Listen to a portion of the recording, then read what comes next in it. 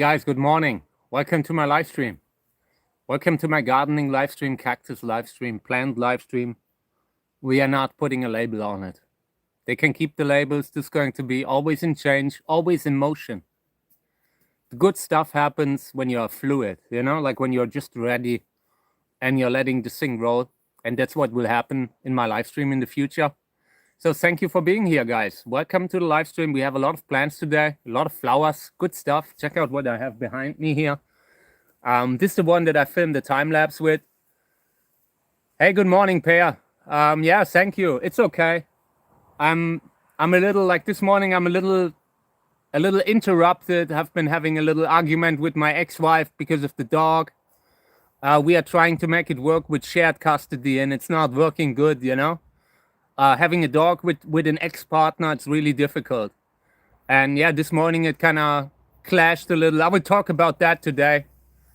Thank you, I appreciate it. Thank you. But yeah, it's okay. I'm doing my best, Maybe I will talk about it a little bit in the live stream. But yeah, we have so many flowers. So let me show you what's going on, okay? And then we will talk about the stuff too. Let me turn it around. Yeah, I wanted to show you this one. I had it inside the house, and in the video I kept seeing these spots there. Has some white spots, but it's nothing that I can remove. It looks like scars. I originally thought this thing had like mealybug, but they've been there, and like I looked at the last time lapse, and these spots were in the last time lapse too. So this is probably something like a scar. Yeah, and they are big. Check out how big they are. Yeah, I mean, having a dog with an ex-partner, it's a real problem. I can only tell you that. I'm very unhappy. Like the way I'm right now, I haven't been ever. So we will see. I will talk about it. I will post a video on Facebook, I think, because I need to get it off my chest. I'm the type of person, I can't hold something in. Like when I'm unhappy, I can't hold it in, I can't not show it. So yeah, but this is amazing. We will collect pollen here today. I have the big tripod again, so we can do it. I will try to get a few bags of pollen from this. So let me show you what else we have, okay? Over here. Sorry, my friend, you can't have that. There are others that you can have. Like there's so many flowers here. This one is pink stripes. Pink stripes, hybrid by Reinhard Liske, from the cross Wörlitz Cantora Gelb, Cantora Yellow. And yeah, the pink stripes is a really good name in this case. There are names that make no sense, but this one definitely does. And yeah, we will use that as a fodder today. I consider pollinating. Like these here have been pollinated with bamboy. I consider pollinating them again. And I consider pollinating this one with pink stripes too. I would really love to have something with this kind of body and the flower quality of pink stripes. The size is huge. And the plant is a little bit hard to propagate. So having seeds from it would be good. I've had the plant in the house, and I've been putting a lot of effort into keeping it healthy. Like when you move a plant into the house to do time lapse, it's not enough to just put it there. I sprayed it from time to time, sprayed it with water. And yeah, I hope it didn't really take damage when I had it inside. This is one of the best plants that I have, like botanically white, but so big and so interesting in regards to the body that it could be really useful. Hey, good morning. Great to see you. Welcome to the live stream. Hope everything's okay. But yeah, welcome everyone. Great to have you guys. Very happy that I have this full live stream today. This one has opened overnight. I had put together a big time lapse, and yeah, I mean, it was too full. It was so full that some flowers were opening up, covered by others. This one wasn't really visible. Hey, good morning. Welcome to the live stream. Thank you for being here. I appreciate it. Great to see so many people today. This one here is bamboy. Let's talk about this one first. One of the best hybrids ever. It's just such a beautiful shape of a flower. In my opinion, the shape of the flower comes from charm. Charm being a Telegonus hybrid. Syransia telegonus. Yeah, thank you. And we have more. I mean, there are a few more that are opening up. Yeah, over here I have that Feathers hybrid again. Didn't really do much since yesterday. No pollen. So it's a little bit like genetically troubled. Somewhat sterile. But it's a good flower. I pollinated this with bamboy, and I consider pollinating it again, just to make sure that the pollination takes. Then we have this one here. Yeah, this one will be sorted out directly. I'm not sure what it is. Would be good to know. It could be one of the Cantora Lubivia hybrids that I have. Like sometimes when you cross in Lubivia, the flower gets much smaller. And that could be the case here, that I maybe tried to cross in a Lubivia. The label that's in here, this is just for the grafting stock. I had grafted it. And check out how they grew together. You couldn't even see much of a difference anymore because they've been together for so long. But yeah, this one we will have to sort out. I'm not even sure if we will pollinate it because the flower is so small. I would love to know what it is. Because if it would involve a Lobivia, it might be a little better, you know, like this flower size. It could be big for Lobivia, but small for Trichocereus, small for Syransia. Yeah, and I think it's nothing we can keep. These here have opened in the last time lapse, so that is the only way I can show them. The one here, this is a Aporocandicans hybrid by Ingo Bartels. And in regards to the color, this one was really good. Aporocandicans, they're basically ruffled Gräser hybrids involving Syransia candicans. You can see it in the body too. They're very densely covered and a little bit thinner. Like the diameter on these Aporocandicans hybrids, they are often a little thinner than the usual Gräser hybrids. So I consider keeping it, despite the flower size. Flower size is a little smaller here, but the colors were good for a Gräser hybrid. You don't see that, like multicolored flowers, you don't see them often from Gräser hybrids.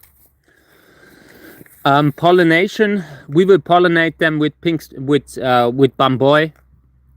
This one and this one here. Let me see. I want to have a closer look at this one here because I consider to sort it out. Also very short petals. It was good in regards to the color. Looked at that thing in the time lapse and was quite happy, actually, you know, but I'm seeing it here. I mean, what kind of a petal length could that be? This has maybe 14 centimeters diameter at most. You know, we can try measuring it to just have a feeling for how big the flower is. But I think we cannot keep something like this anymore. Like in the future, we have so much good stuff that we should probably give it to the best ones. I mean, yeah, look at it. I mean, even if I'm adding 2 centimeters because the flower is so far along, it's still too small. So yeah, then we have this one here that's just opening, and I really like the color. Like it's a nice red.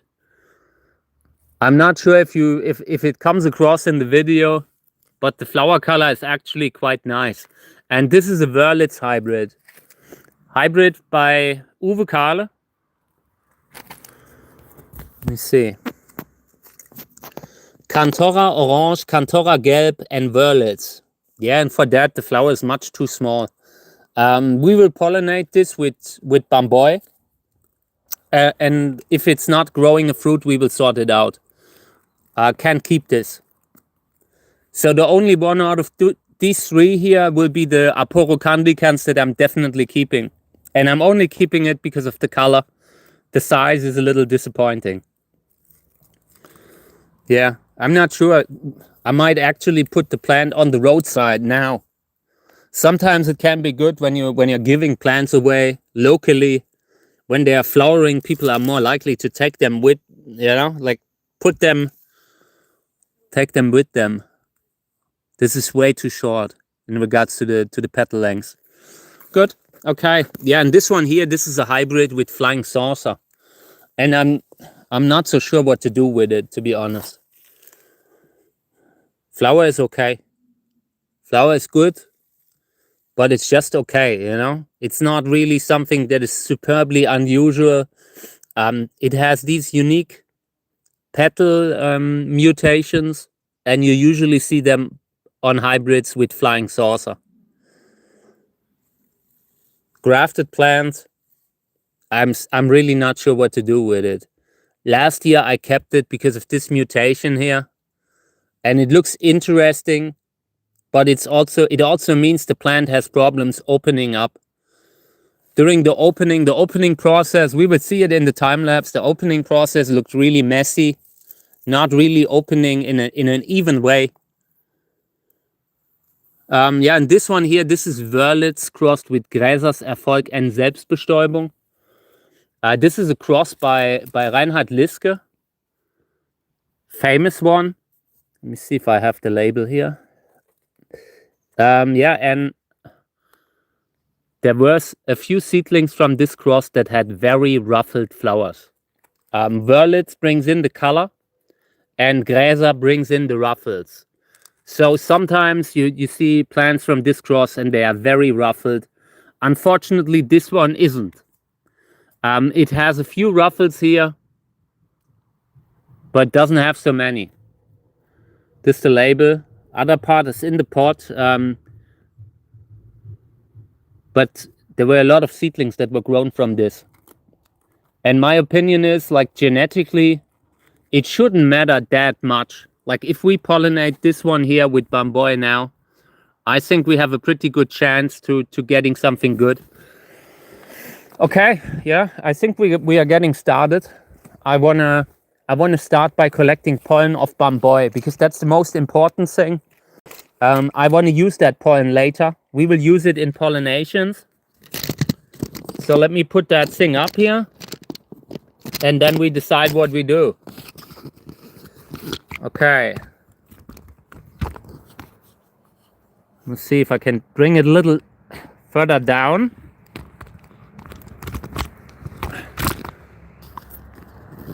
Okay. It's not balanced. Okay. I will get me a paper bag, and then we are collecting pollen of this one and this one. This Bamboy by Uwe Kahle. And this one here, Pink Stripes. And Pink Stripes, this is actually supposed to be the ragged version of Pink Stripes. It's supposed to have ragged flowers, like ragged petals. And I've had two different ones like that came from the same plant. I grafted both of them. And yeah, both of them flowered for the first time this year, and both of them did not have any ruffles. So for any ragged flowers, any ragged petals. So for a ragged Pink Stripes hybrid, this is relatively unragged. So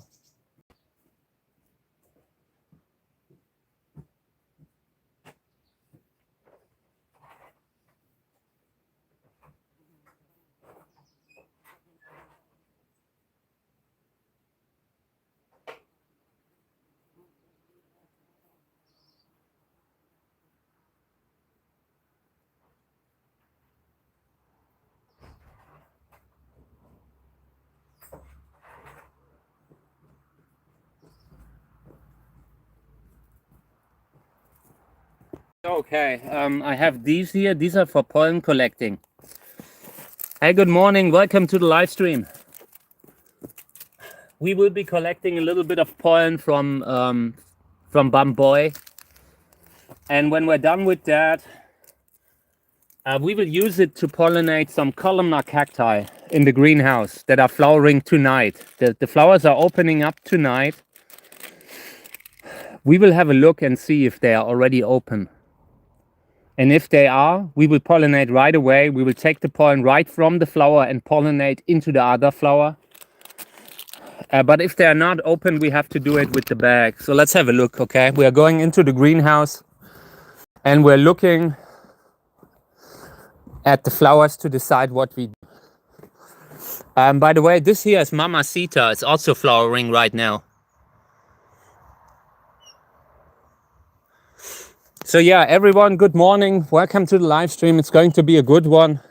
Doing my best to show the flowers. We have some really good ones today. I've been filming time lapse with them for like 3 or 4 days. And it was really like when you take the plants away for so long, it's time where you can show them in videos, you know? So I'm not sure if it's a good idea to always do so much time lapse with them, you know? Because we could also have them in the live stream like today. So this one is opening, but still maybe a day away. This one here could open tonight, but I think it might also take a little longer. So this is one of the plants that I want to pollinate with bamboy.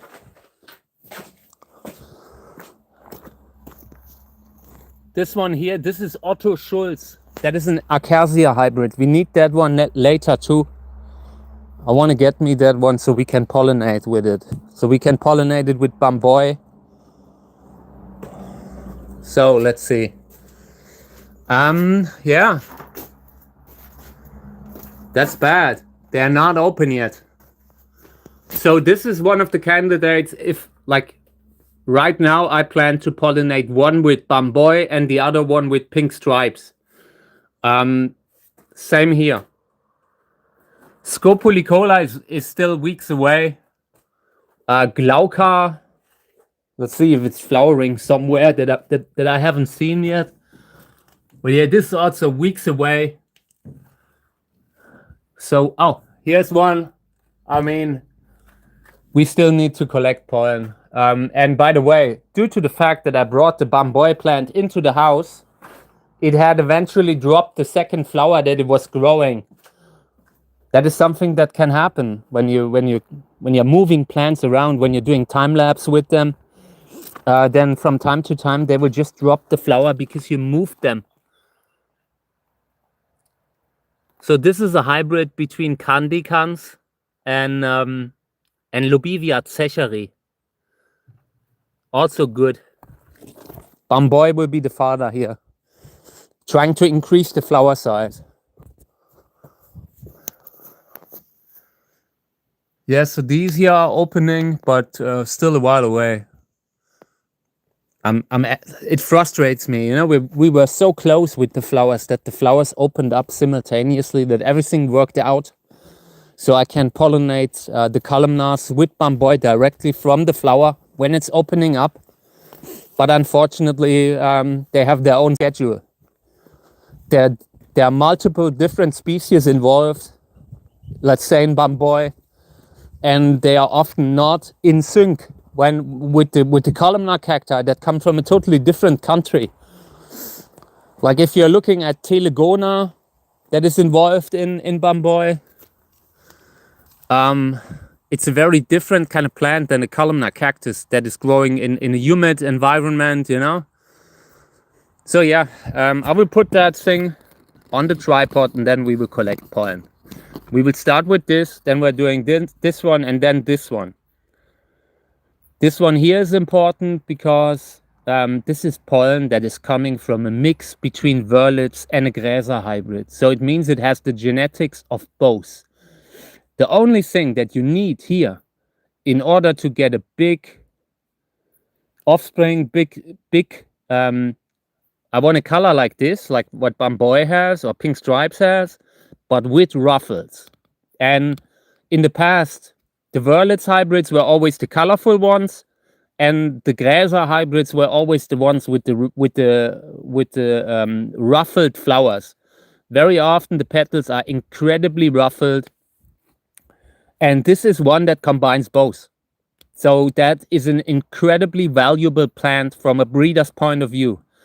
It already has the genetics for ruffled flowers. It already has the genetics for the Wörlitz color. All it needs is a little bit of yellow and a little luck, because in the next generation, when we're growing them, with a little luck, the ruffled petals come through. And yeah, and if we can influence it with something like this, we are really cooking, you know? So this one here, I already pollinated once with bamboy, and we will do it a second time later. But first, yeah, come, let's do this. I want to pollinate a little bit here. Pollinating here. I consider to pollinate, like we could also pollinate all of them with bamboy, because if it would take, then we would have a lot of good seeds and gives us a big chance to actually do a good pollination. But yeah, also if they are incompatible and you're doing the same cross 3 times, then if it's incompatible once, it will be incompatible a second and third time too. So yeah, we have to decide what we do here. So this one in center is definitely pollinated with bamboy. This one here we will pollinate with pink stripes. Getting a different brush now. There's not a lot of pollen, by the way, on pink stripes here. This is going to be difficult to use that in a way that actually results in a fruit on a columnar.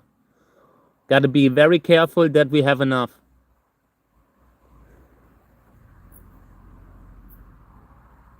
Okay.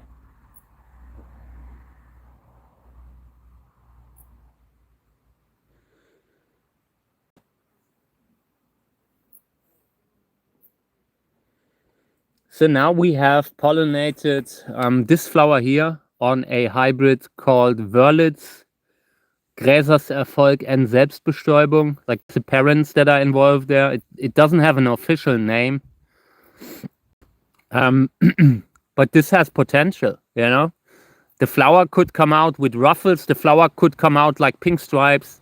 The flower could come out like bamboy, just with ruffles, you know? So we are really in a good position here with this thing. Okay. Yeah, and the last one, I had a yellow, big yellow plant that looked amazing. And it was from a cross between Gröner Orange, Flying Saucer, and Marcola. We could pollinate this one here with it. Because, again, this already has the Wörlitz color.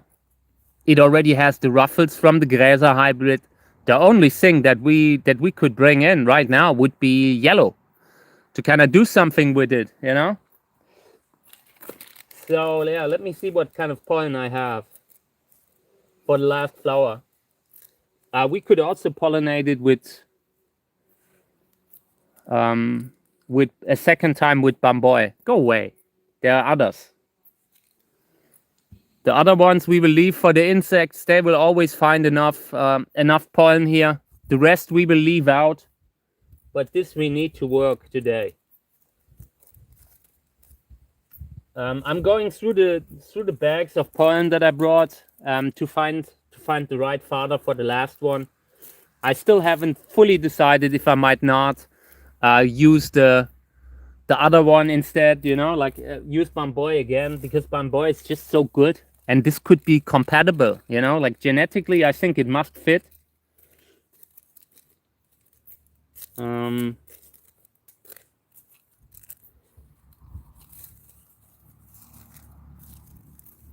me a second. This is the Gröner Flying Saucer and Marcola hybrid with the orange ragged flower that we had. This one was very good and big. And if you want to see the flowers that I'm talking about, check out the previous live streams, because we had them on the live stream when it happened. And this is the yellow one. We could use this one. Because just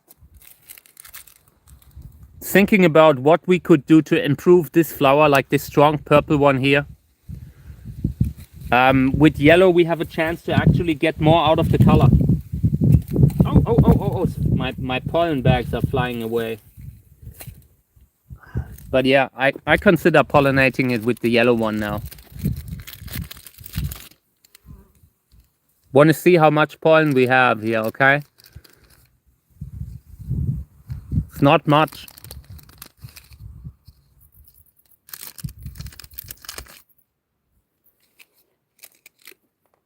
It's really not much. I don't know.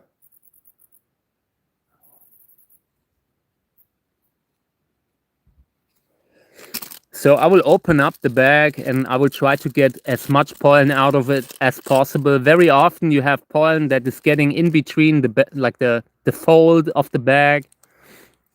So I will open it up now so I can get more pollen out of the bag.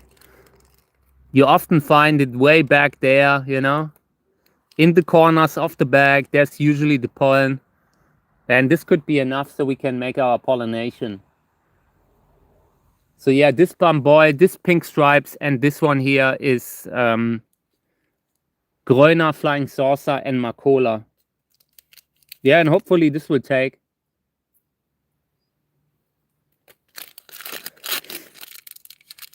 I have also seen, I have a few seedlings from this, I have like 3 different sisters from this cross, and some of them are more ruffled than others. And this is the one that has the most ruffles. So theoretically, this could be very useful. If it will play out like that, we will see. I'm not sure. But it has a lot of potential. And yeah, doing my best to actually pollinate it, you know? Thank you. I appreciate it. Okay, let's collect a little bit of pollen of bamboy. And before we're doing that, maybe we should decide if we want to pollinate something else with it. I have Mamacita open right now. We could pollinate that one with it.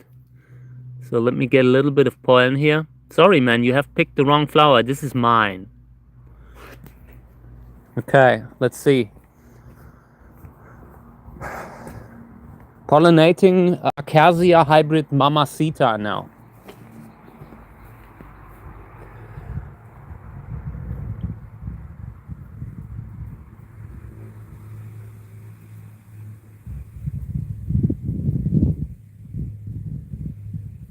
Okay, so here's the body, just to show you the plant. And this is a graft that I got from a friend of mine. It's just a tiny rib piece that's grafted down there. And at some point we might have to take it down from the graft. But we are not there yet. So let me do it a second time. Then we have a good father for Mamacita. I can't tell you if it's even able to kind of pick up the traits a little bit. Like if it's, I have a little suspicion it might be a little self-fertile Mamacita and Otto Schulz. Otto Schulz is one of the parents involved in Mamacita, and both of them, like they are often growing fruit. Very often, a little bit too often if you ask me, you know.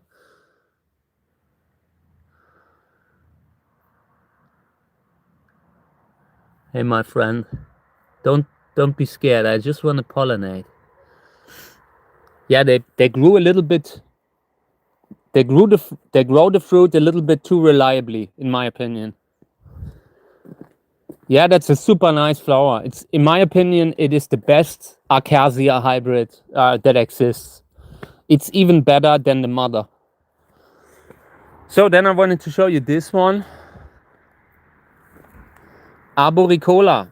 Sörensia arboricola. We will pollinate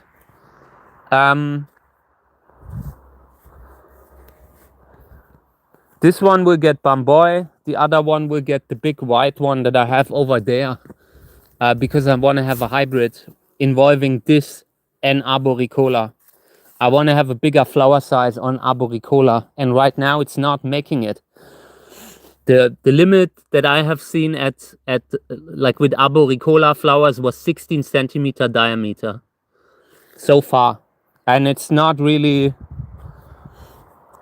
I haven't seen so many very big flowers of this species here. So we are pollinating with bamboy to have a big flower here,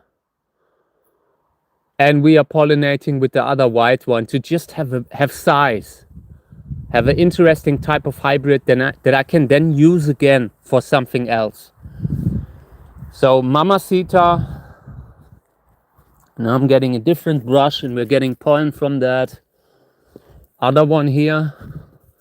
And yeah, I will post the time-lapse video of this plant later today. I have already cut it this morning, and I'm proud that I can show it to you. It was a little difficult to film that plant because the filming took over 3 or 4 days and nights.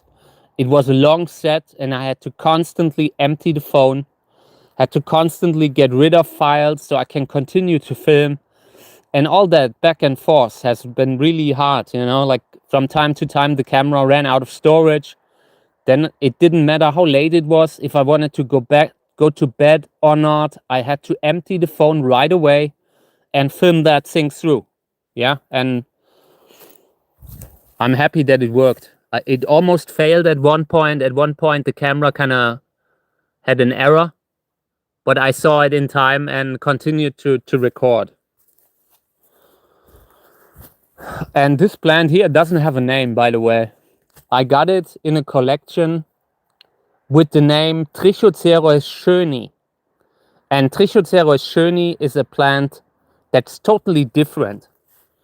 So I'm not sure, like Trichocereus schöni, the species comes from South Peru. Classic Arequipa, you know, like all these South Peruvian cacti, like the spination. Let me show you how Trichocereus schöni looks like. It looks like this, yeah? With these sand-colored spines, with these beige-colored spines. It does not look like this. So over the years, like I've posted it often, people have told me it looks like a plant called Bach's faux scope. Some sort of a scopulicola that's not actually a scopulicola. And yeah. And later people have repeatedly identified this plant as imperialis, like Trichocereus imperialis. That was a hybrid with Telegonus. And I can see it. Like if I'm looking at the flower, the way the scales and the hair and the color is on the back side of the flower, that looks very much like Telegonus. Yeah, what the other species involved was, if it's really imperialis hybrids were between Telegonus and an Echinopsis. What kind of Echinopsis that was always different. Like people repeated that cross a few times, and there are many different ones that are around today. We have Teleflora, which has that pinkish flower. Also very similar shape, long flower, but the color is a little bit more pinkish. And then there's Brevispinulosus in the United States. That's the same kind of plant, a hybrid between Telegonus and an Echinopsis. There's an Imperialis in Europe, but the flowers are only small, like 14 centimeters. And the original Imperialis was supposed to have incredibly big flowers. So yeah, I consider this could be it, you know. And very fertile plant, lot of pollen. And if we can, like it's the unusual body. If you can get that kind of a body with a good flower, then you're really cooking.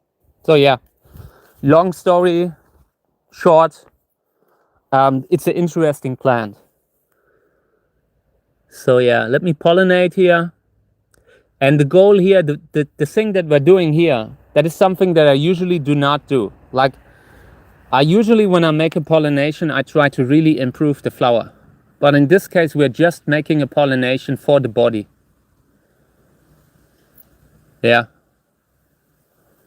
Okay. There are a few more flower buds on this one coming up, but it will take a while. So now let's get started with the pollen here before this thing dries up. I want to start collecting pollen on bamboy because that one has already been open for a few days. Okay.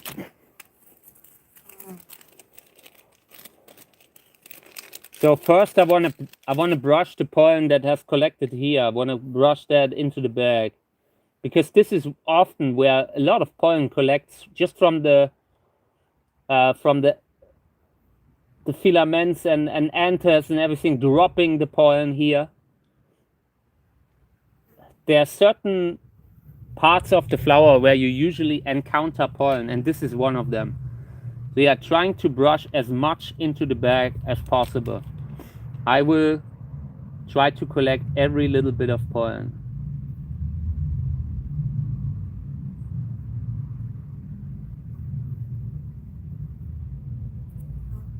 Like this is some sort of a polyester fiber, and I have probably from the brush, if you ask me. How it could have gotten in, probably from the brush.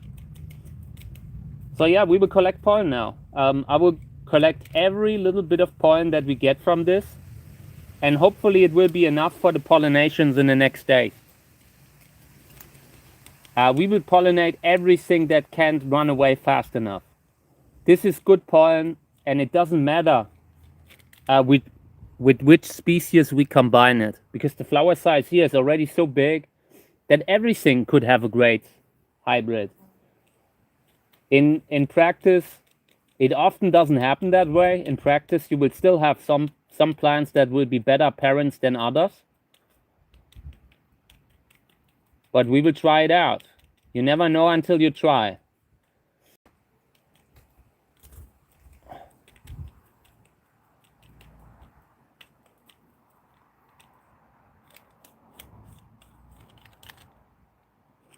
And I'm quite happy with what we have here already.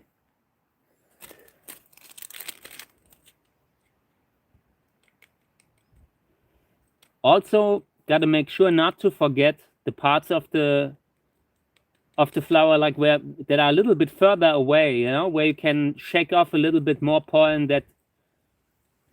where it didn't appear like there was pollen. Sometimes the ones that are up there, they are usually undisturbed, because you don't, like when you're collecting pollen, very often you're doing it here and not here. So we might be able to find a little bit more pollen up there in that part.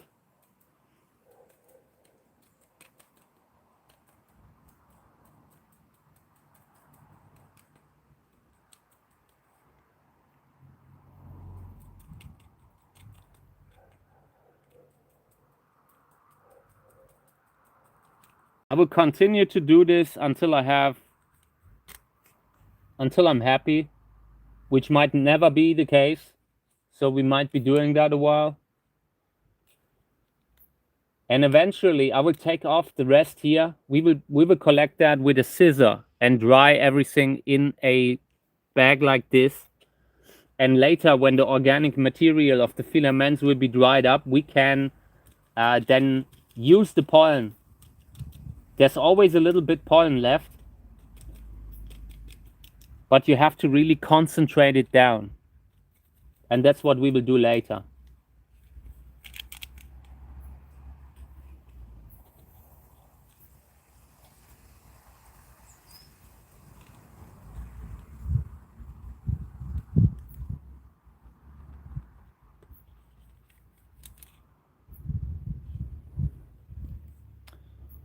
Yeah, and the hybrid here, this is Bamboy breeder Uwe Karl. A monumental hybrid, really. I'm a fan of this hybrid. I like it very much. For me, this is one of the best hybrids that I've had the pleasure to work with. It's not only the color, it's also the size. It's the way it opens up over multiple days, you know, like on the first day when that thing opens up, you already feel great. You already feel like, wow, this is looking good. And then it opens up even further. It opens up another day even further. And that's really something that's rare, you know, that you have such a long time opening up this thing has been like, it took 3 days and nights for this thing to really fully open up. And that's a quite an event if you have it in the greenhouse. I like it. So the hype for this plant is definitely deserved. On eBay, you can get it on eBay from time to time. Like I've had people ask me for cuttings, and I'm not cutting the plant right now because this is the only one that I have. And if I cut it, this thing has done flowering. It will not flower again until maybe years later. And that's why I'm not cutting my plant. But you can from time to time get Bamboy on eBay, like German eBay. Even Uwe Kahle is selling there from time to time. If you're lucky, you can get a plant from him.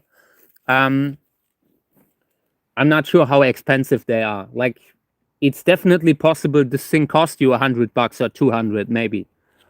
Right now, that is a lot of money, you know? And it's not something that, like, I'm for propagation of rare plants, and Uwe has done so much to get it propagated, you know?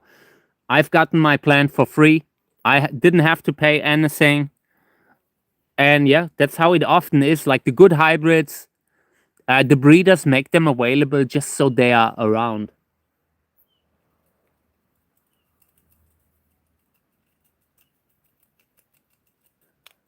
Yeah, and that's how it's supposed to be, by the way, you know?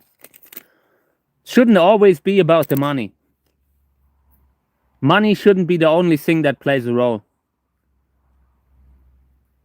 I've always, when I got into cactus breeding and all that, I was only able to do that as a hobby because money didn't play a role at the time. You were just sharing the seeds for free. You were sharing the plants for free with your friends and all. And that's what I liked about this. And today so much is about money. Nothing else but money. Yeah? And I mean,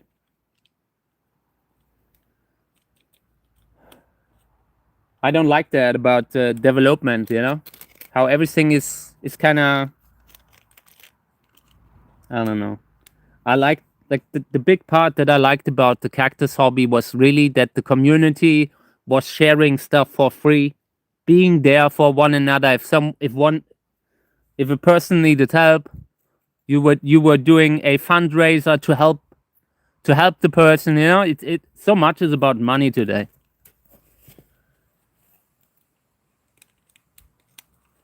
Amun-Re, the plant, it's still sold for hundreds of euros.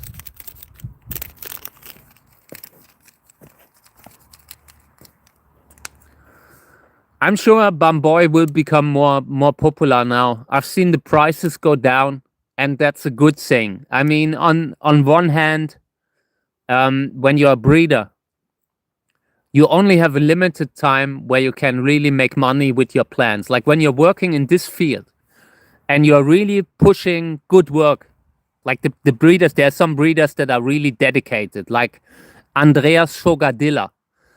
He is the breeder that created a hybrid called Annabella, which looks a little bit like this, but also has ruffled flowers. That is the kind of thing that costs a lot, you know, in order to kind of afford the hobby, in order to continue breeding. A lot of breeders are selling them in the first years, and then they're making the money where it carries them, that they can afford to continue to work. But yeah, and there's a limited time where you can do that. Like after a certain point, you just have the resellers that are picking up the plants and they are mass propagating them, and hence the price crashes.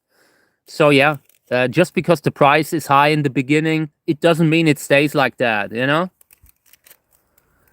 Yeah, the times have changed a little, but it's also, I don't want to be like one of the people who say everything was better back then.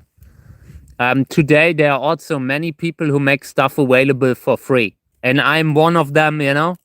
I do not charge for my stuff anymore. Like when I'm giving something away, I'm giving it away.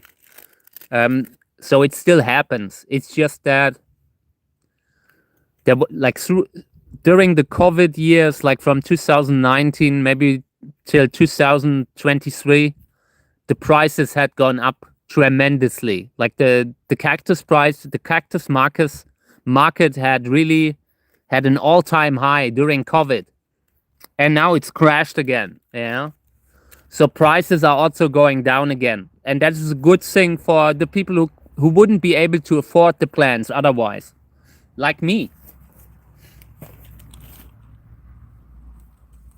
Okay. Yeah, I think we have enough here. Let me show you how much pollen we have, and then we discuss it.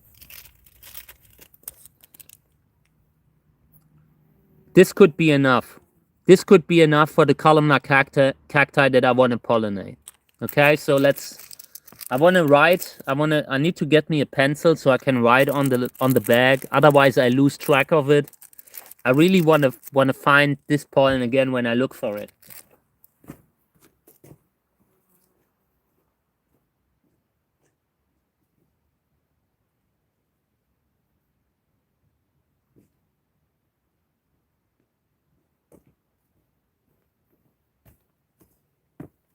Okay. So, bum boy, just writing on the bag, and then we're continuing with pink stripes. Pink stripes is the one below, and it's also important because I want to use it. Just gotta. Okay, now. And again, pink stripes. This one was actually supposed to be the ragged version of pink stripes. I'm not sure. Does it even exist? You know, I've seen photos of that ragged pink stripes.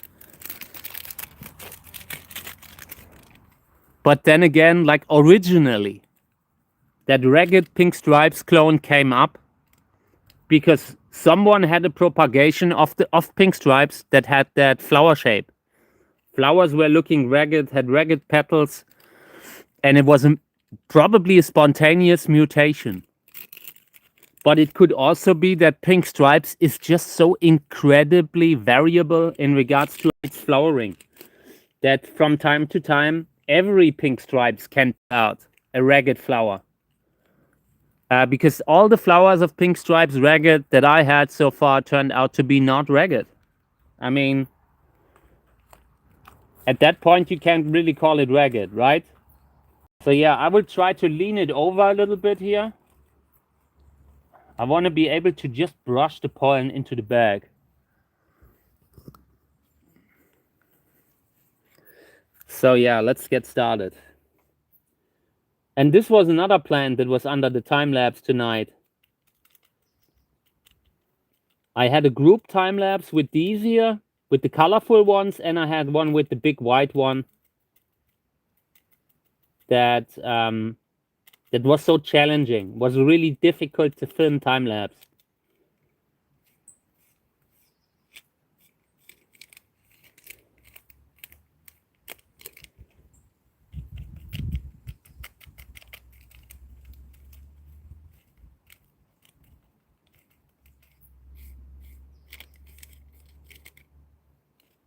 Not much pollen here, by the way. This is going to be enough just for 1 or 2 pollinations. And I think we have to take out, we have to do it differently. Right now, what I'm doing is I'm collecting the pure pollen and nothing else. When I'm doing that, it usually keeps it fresh for longer. Like in these paper bags, I can actually freeze them. It will stay viable for a good year or even 2. But when we're using a scissor and cutting away more of the material here, then it can decrease the viability of the pollen that we get, because there will be more humidity in the pollen, and the humidity is really the enemy of viability. Having constantly wet pollen will instantly make it, like, decrease the viability, will instantly make it less viable. When I'm freezing pollen, the one key thing that I try to do is keeping it dry. Yeah, there's not much coming here, to be honest. I hate it.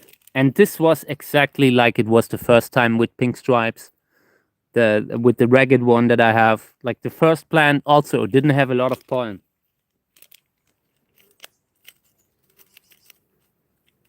I had hoped to get maybe 1 small bag of pollen but so far it doesn't look so good.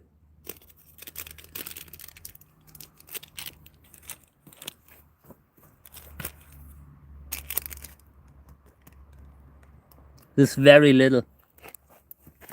Hey, welcome to the live stream. Thank you for being here. I appreciate it.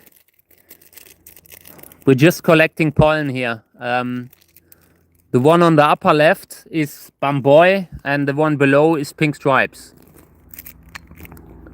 Both very useful for hybrid breeding because of the beautiful flowers. So collecting pollen is a priority right now. Yeah, Pink Stripes. Okay, so I will collect the pollen with a scissor now. We will use another bag and we cut everything out apart from the stigma. And then we let it dry in the paper bag. Once the organic tissue here with the filaments and all has dried up, what will remain will be the pollen and a little bit of organic material, but most of it will be pollen. And we can pick it up with a brush for pollination. So I need to get me a little scissor. Then we're taking this one out here. And we're also taking out this here. And then we have some sort of an emergency pollen. This will not be comparable to pure pollen. Pure pollen is really the one main way to go. But the way we are collecting pollen now, this can be a last ditch effort. If you do not have any kind of other pollen, you can bring that out of the freezer and try to pollinate. And yeah, sometimes it works. The pollen should still be viable. The only thing we have to be careful about is that there's not too much organic material in the bag, because there is a limit. And if the organic material is like a compact organic mass, it can become moldy. When we're cutting this stuff away, we are trying to do it in a way that it's not one block, that it's just a little bit of flower material here and there, you know, then it will dry up. So I will get me a scissor, a small one, and then we're taking this out.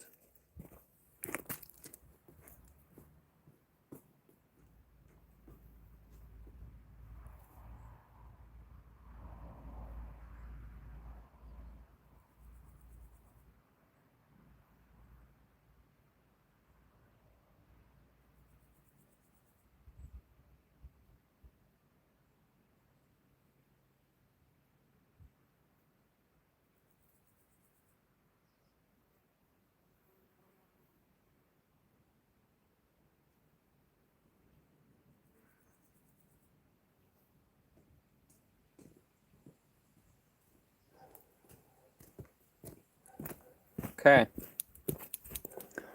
The barber is in town. And we are giving this guy a little divorce haircut. So I'm trying to cut mostly the part that holds the pollen. You don't need the base of the filaments and all, you know, you don't need that. Ideally is you are just removing the part that holds the pollen.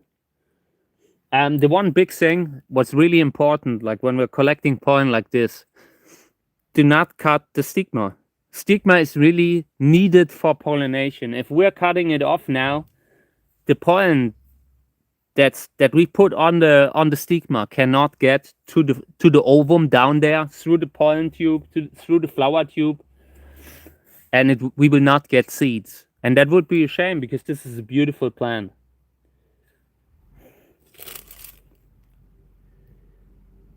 See? I'm just picking this kind of stuff up and I'm putting it in the paper bag. And it's important that you are using a paper bag, because in a plastic bag, this stuff would rot. This would be rotten within short time in a plastic bag. In my opinion, plastic bags are not useful for pollen and not useful for this here. They are only good for seeds. For seeds, when you're having seeds, it's not a problem.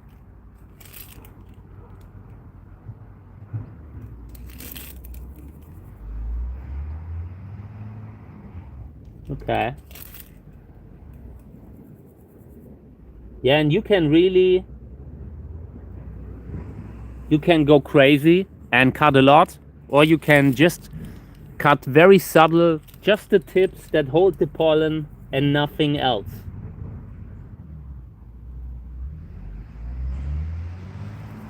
From time to time, I'm dropping something. You can also do it with a little like tweezers, but it makes it harder because you really want to just take off the top layer that has the pollen.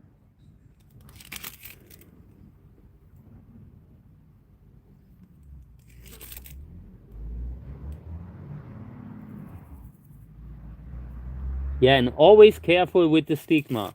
One bad cut and the day's over for this one. You would still be able to use the pollen, but you wouldn't be able to actually get seeds on this plant, and this has potential. We will pollinate with bamboy, and it will be awesome.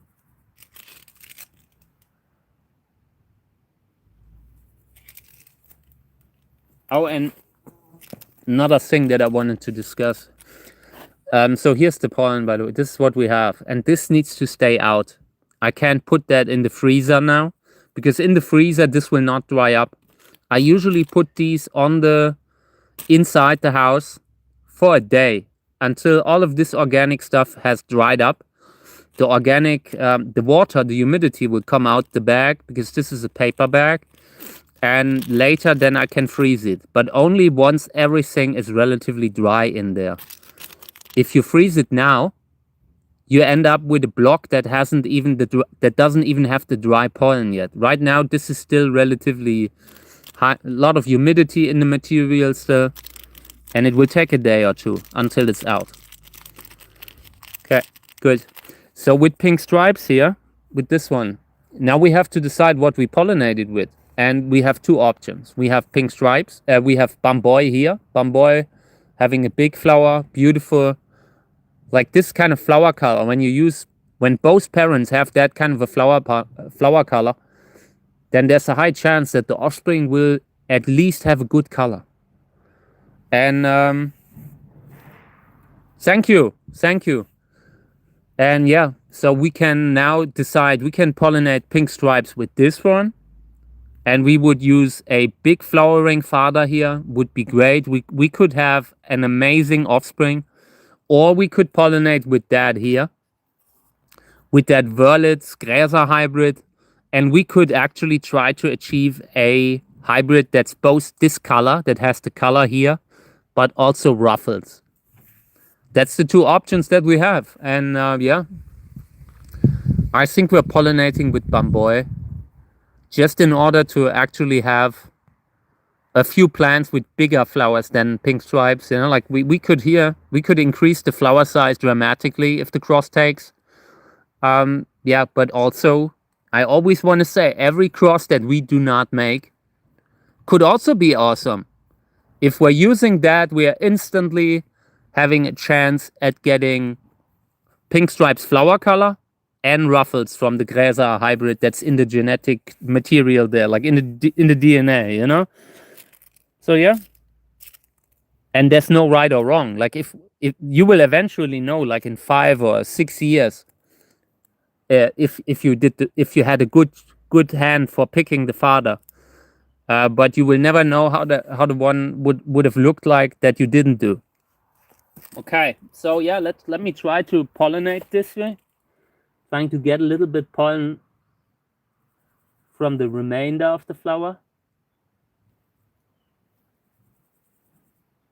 So now the cross is pink stripes crossed with bamboy, and that is a really good cross. Like on paper, this sounds great. Makes me very happy. But we will see if it's actually going to be any good, you know? Okay. Yeah, so this one here, I really think I will not pollinate. Because there's nothing that I would want to do with this plant where I would plant the seeds. The flower is so small. The flower is not good in regards to the color. You know, like sometimes you have a hybrid. It doesn't have a good flower, but the body is good. And this is nothing that I like. The body is one of the more classic Candicans bodies. Flower is small. So yeah, I consider to just sort this one out. Really. Yeah, and this one here, let's see. Let's see. We will pollinate it probably.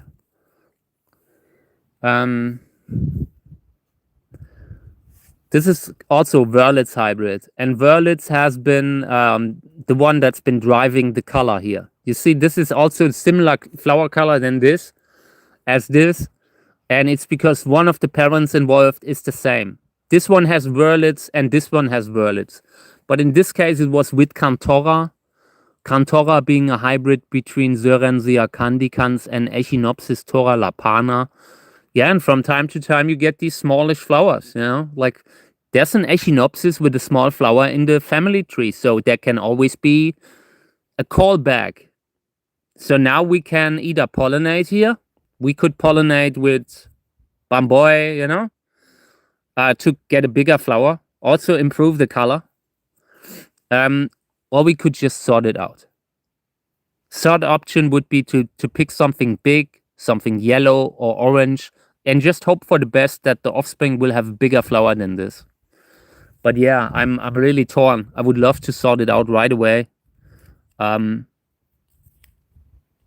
Yeah, 16 centimeters, okay, is what I wrote on the label.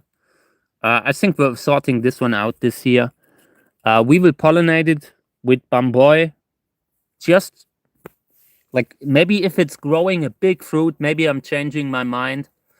But this is not something that's good enough, you know? Good morning, Robert. Great to see you. How's it going, Robert? Hope everything's okay for you. Now, also everyone else, thank you guys for spending time. This is a great live stream. I enjoy this. I'm so happy when you have so many good plans. You know, it's fun to do this when it's like this today. This is how I always dreamed the live stream could be. And yeah, I'm quite happy that it works the way I want it. Okay, yeah, so this is pollinated with bamboy now, but strongly leaning towards sorting it out. I will already move the plant at a spot that I know that this is a sorted out plant. And it's not because of, like, the color is useful. You can still produce a great hybrid with it. But it increases the chance that some of the offspring will be tiny, will have tiny flowers. And if the body would be good, then you might be willing to take the risks. But in this case, I'm just not seeing the rewards to actually continue with it, you know? When we can actually just get another plant of this one, for example. Every space that is filled by one of these is space that I cannot get one of these more, you know? Like, we are also growing so much from seeds, and every year there are new ones. If you never sort out, there's never any kind of real growth. So yeah, we are moving this one away. In case I forget, pollinated with bamboy. I will put that one aside, and then we're continuing to do the others.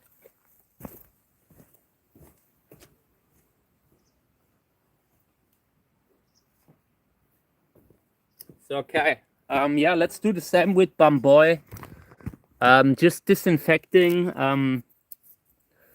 the scissor so I don't contaminate the pollen. And then we're collecting. I'm doing it with the same way I did with pink stripes. Putting this in the bags just so we have a little bit more when the big flowers are opening up. You never know. This can sometimes really cause a pollination. Not always, especially not if you store it in a bad way. If you keep it too long, like the viability of the pollen, when you collect it like that, it won't be so long. But you can still do it. See? I mean, it's all there. The pollen is there.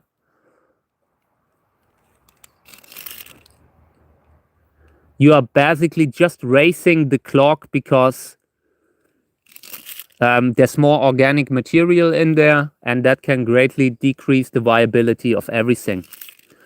Oh, by the way, like in last days, I got a business offer. I need to talk about it.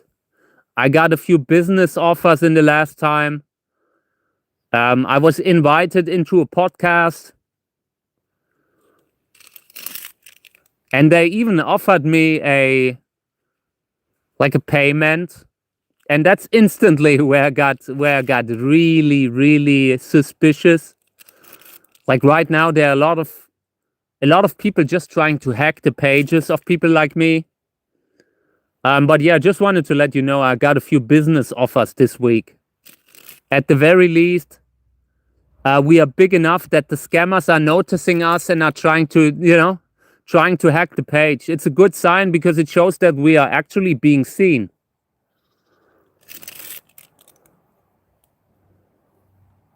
Okay, check this out.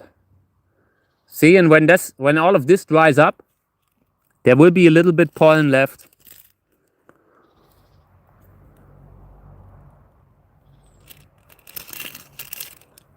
I usually do this for Lubivia because Lubivia have so little pollen. When you're doing it with Lubivia, it makes a lot more sense because very often you do not have a lot of pollen from Lubivia, and you do not need a lot.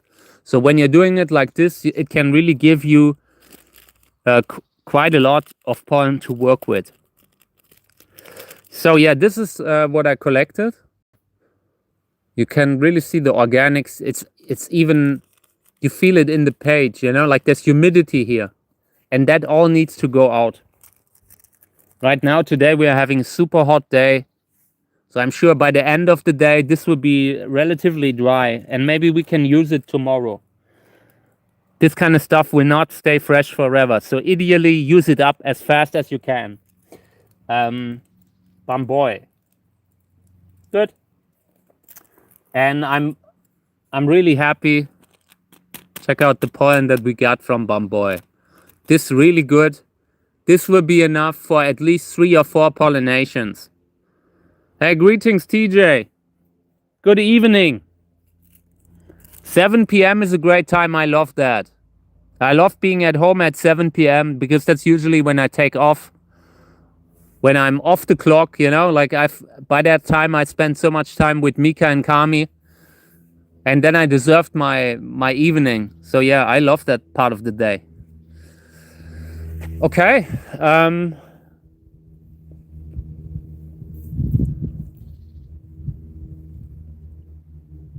So what will we do now? Should we pollinate that thing with this one here? With pink stripes? I really consider, like with Bamboy right now, I'm at a point where I don't really care so much about the parentage, as long as I get a fruit here. We could pollinate that thing with the ragged one here. Let me see if this one has pollen.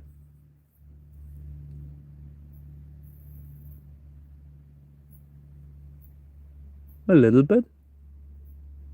Maybe. Yeah. Let's try it out. Let's pollinate that thing. If we get a ruffled Bamboy, that would be awesome, The one that we're using here doesn't have a lot of ruffles, but a few are there. Oh, I apologize. Like this.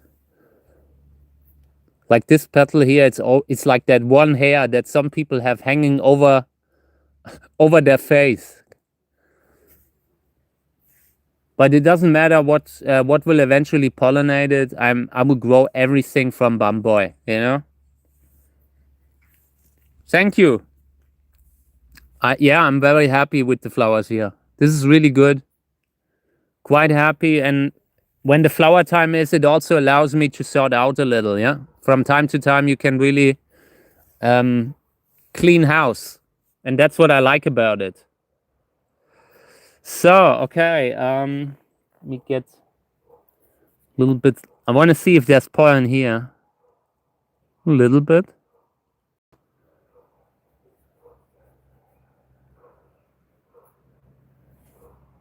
Pollinating this one again, because this was the one that got pink stripes. I really want to have something from these 3. And it doesn't matter in which kind of combination. It doesn't matter who's the father of who, because they all have potential. Good. So then I want to collect pollen of this here, of the purple one, because, like I said, it's very useful. And if we have this kind of pollen, we only have to find a yellow one that we can pollinate with it. We are already bringing in both the Wörlitz genes and the ruffled Gräser genes. In the past, you always had that separate from each other, and I can explain why. In the last 20 or 30 years, like Wörlitz is already a hybrid that's around for quite some time. The classic Wörlitz, like pink stripes, the hybrid down here, that was already produced somewhere at the beginning of the 2000s. I'm not sure exactly which year. It might have even been at the end of the 1990s. But Reinhard Liske did a lot of these crosses around 2005, 2000 to 2005. In the first, I don't know, 10, 20 years, people always tried to get this kind of color, like pink. In this case, this is a combination of Wörlitz and Cantora yellow. And people tried recreating this color pattern with ruffles, with the Gräser hybrids. And they tried it for a very long time, but failed. And the reason is that the Gräser hybrids, some of them are self-fertile. So they were always pollinating the Gräser hybrids with the pink stripes pollen and all. But the seedlings were not really true hybrids. The seedlings were often just self-pollination, like offspring of a self-pollination. And hence, it didn't matter that people were putting the pollen of pink stripes on it. But over the years, there were breeders that have seen this, that have recognized this. One being Andreas Schogadilla. And when he did that Annabella hybrid that's become so nice today, so popular, he was also playing around with the Gräser hybrids as father. And that's when suddenly the flower color came together with the ruffles. I think it is not easy to utilize the Gräser hybrids. You have to have a plant that is truly not self-fertile. And there are some of them that are like that. It's just that most of them are self-fertile.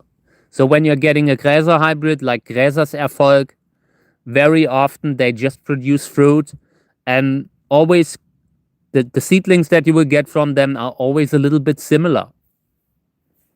Playing around with it. Oh yes, I'm sorry to hear about the forest fire. Like we had yesterday, we had something burned here. Like I was filming while the helicopters and the firefighters were driving around behind just nearby. And luckily, it wasn't something big. At first, I was really worried we might have a forest fire here too. High risk right now. Okay. Yeah, so I will try to collect a little bit of pollen from the Gräser hybrid.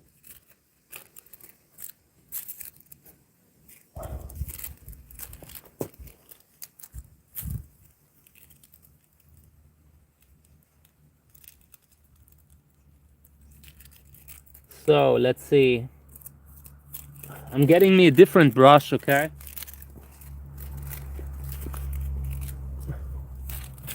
We're trying this one here. Trying the big one. Maybe it works.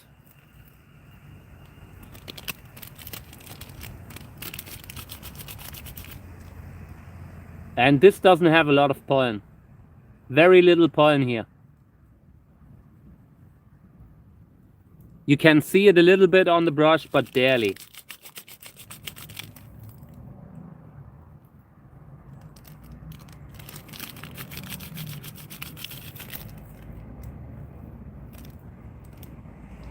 So same here.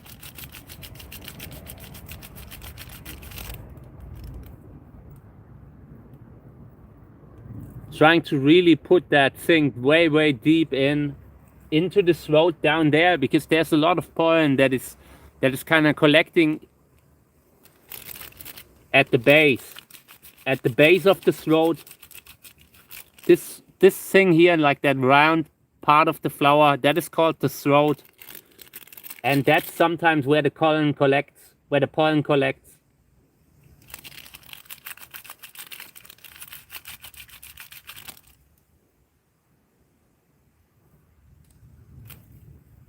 There's always a little bit of pollen. It's not much, but it could be enough.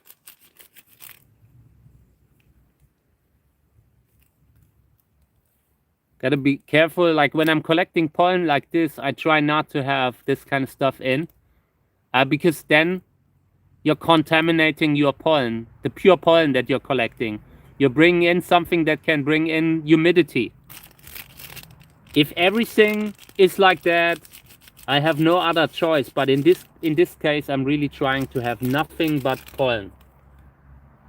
That will keep the viability the longest. If you collect nothing but pollen, you can keep it fresh for a year or two. If you freeze it in a dry manner, when no water gets to the pollen, that stuff can stay fresh for so long.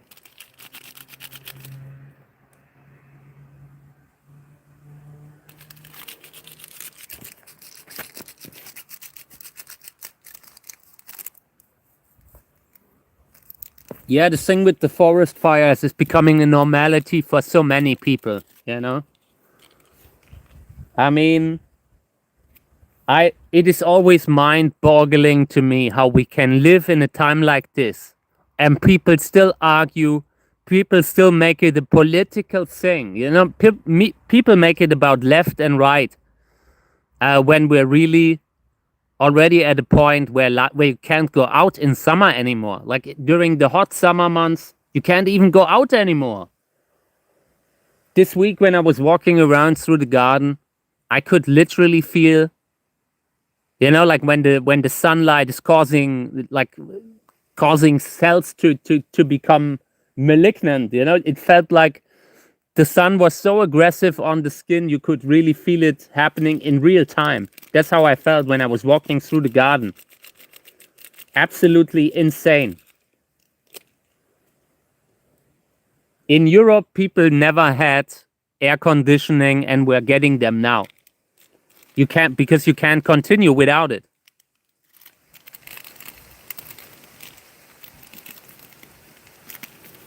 Yeah, that's crazy. I'm always feeling sorry for all the animals that are suffering from that. I mean, in some way, nature doesn't care, you know? Nature doesn't care, and for nature in Australia, for example, fires have always been important to give the plants a fresh start, to allow the seeds to germinate, because some of the plants in Australia need the fire to germinate, or at least it helps them, it promotes them. But it's always so bad for the living things, you know? I'm always feeling sorry for that.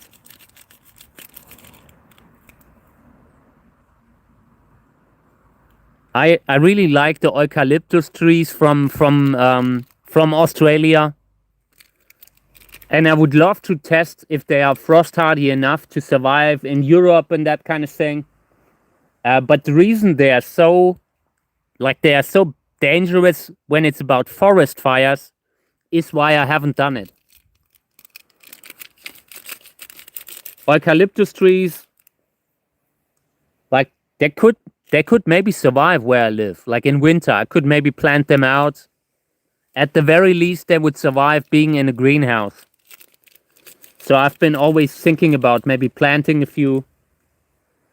I've already had a bunch, but at the time I didn't have the right setup to actually grow them. And today I could. But I'm always unsure because I do not want to have a situation where I have a plant here that gets into nature that is basically a fire starter, you know?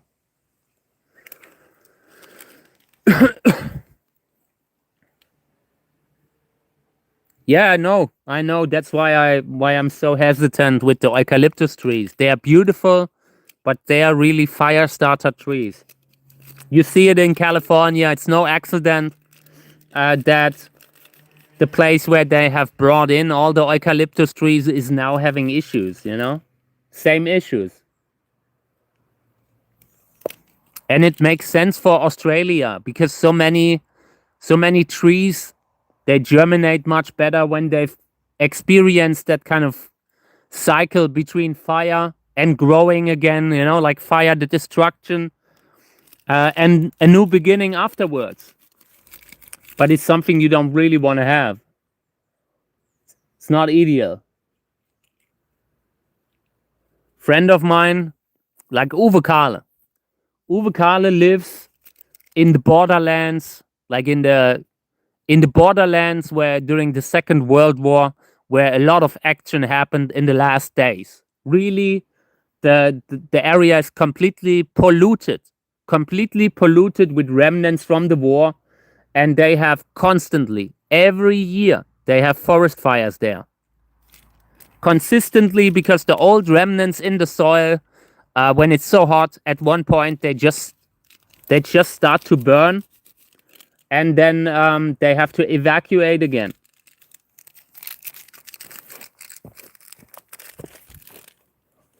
Must feel horrible to leave everything behind. You know, like when you lose everything in a fire. That is one of the things that I really fear.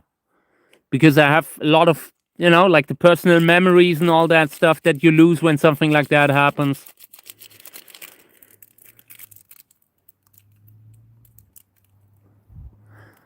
Yeah. So in Australia, the only, like, when you say you only have a couple native pines, is this really the only native trees that are there, or is this just where you live, like in your place? Is everything in Australia, are these all introduced or what? I'm not sure which trees were originally in Australia and which ones were not. I just know that in California they brought in the eucalyptus later, because it's probably a fast-growing tree that you might be able to use for lumber. Yeah, but it's also a fire starter, you know, and they found that out later.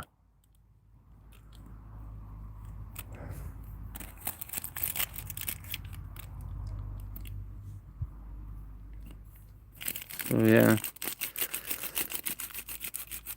Okay. Yeah, I really like them. I really like eucalyptus. It's a beautiful tree. Has an amazing scent and all. Yeah, but if I grow one, I will only grow it in the greenhouse. I will never be able to plant it. So, okay. This is what I collected, by the way. Check out. It's a little pollen. There's also one or two of the filaments that got in, but it's okay. This is not the kind of... At that point, it's not so bad. It's just when you have a lot of it in it, then it can really mess it up. So, this is Wörlitz. Gräsers Erfolg and Selbstbestäubung. Okay. So now we're going to the big one. I want to get pollen here. Now we collect pollen from this one.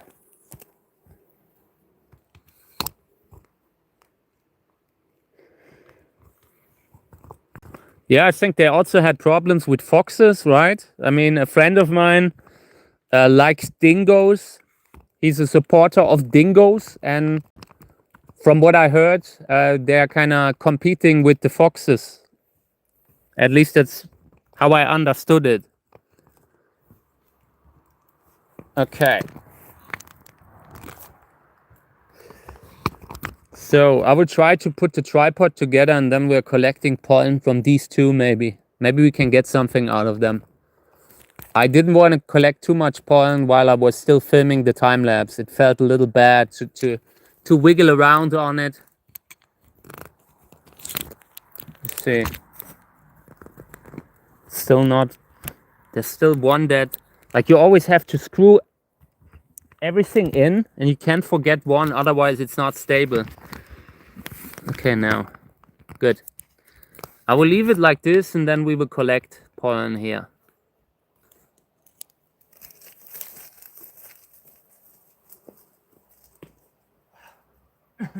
Okay. Yeah, and the plant, I have talked a little about it earlier. People have repeatedly told me it's Imperialis. hybrid with Sörensia telegona and an Echinopsis. Flowers are huge. You can really see the relative, like you can see the telegona in the flower here, in this part of the flower. That is so typical for telegonus, for the species, that I'm sure it's in there. I just can't tell you which is the other plant. Here you can see the body. And again, this plant is also making the rounds under different names. I think Bach's faux scope was one of them. Really cool plant.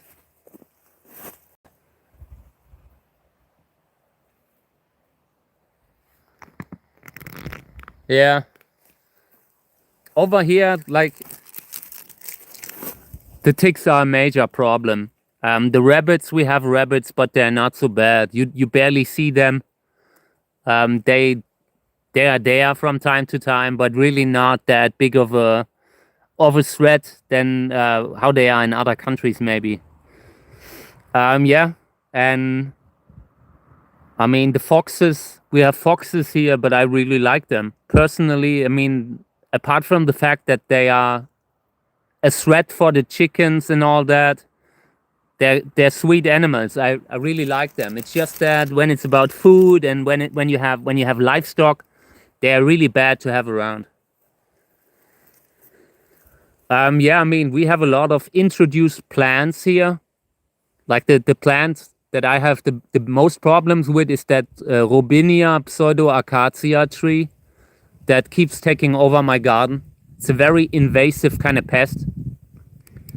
Yeah, that's the one main thing that I really have issues with here. Because it keeps coming up. Like when I'm showing you the garden, check it out. Here's one of them. This is where it's coming through. And there's no tree here. It's just traveling all through the garden and coming up everywhere. It's a very bad invasive kind of tree. And that one was introduced maybe in the 1800s. Yeah, I'm incredibly plagued with ticks too. I've had a few different Lyme infections. It's a huge thing on the channel, because it affects my health. You know, every time I'm going out, I'm basically facing that. Every year I have hundreds of ticks on me. You know, and if only 10 or 20 are biting me, then that can already be too much. If you're a little unlucky, you get Lyme. You can get how's it called? You know, brain infection, that kind of thing. Meningitis. And I think I had that too. I just at the time I didn't know that it was that. I spent 6 months in bed at the time, just sleeping. So I want to brush into the bag. I hope we can collect a little here. Oh, this is already full. Like the bag is already full.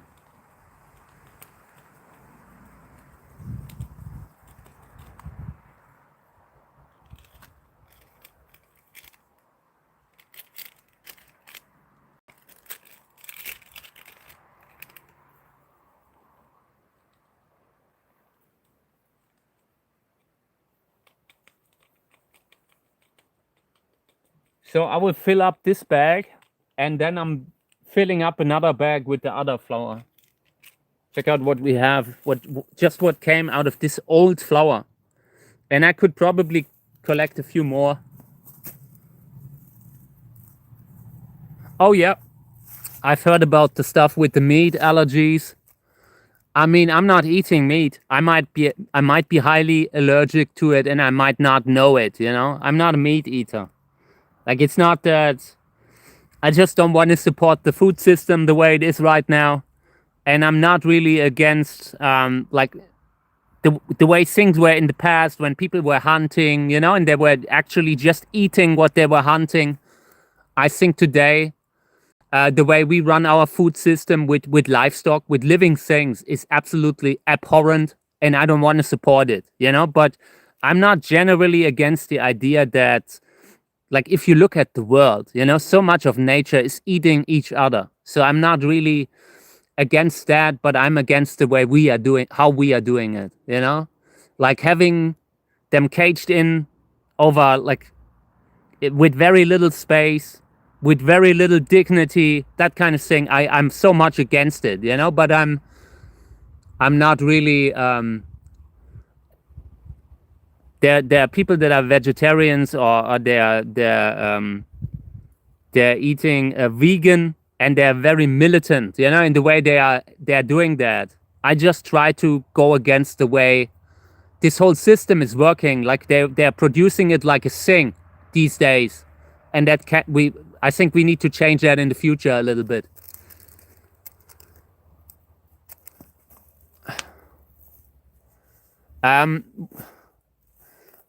Would you consider DEET-based repellent? I'm not sure what that is. Is that a pesticide? If it's a pesticide, I would probably not use it here, because it will almost certainly also affect the rest of the food chain. You know, like once you are taking out, it's kind of hard to only take out a specific pest. And very often, like the problems that we have today with declining species, like insect populations disappearing everywhere, that is a pesticide problem. And it's a like a habitat problem, because for one, we are doing too much monoculture, where we cannot have like the usual variety of nature with the insects and all. And also, I mean, if you're using 10 different pesticides on food, very little can still live in the soil, you know? And yeah, here, everything is so healthy because I'm not using that kind of stuff, you know?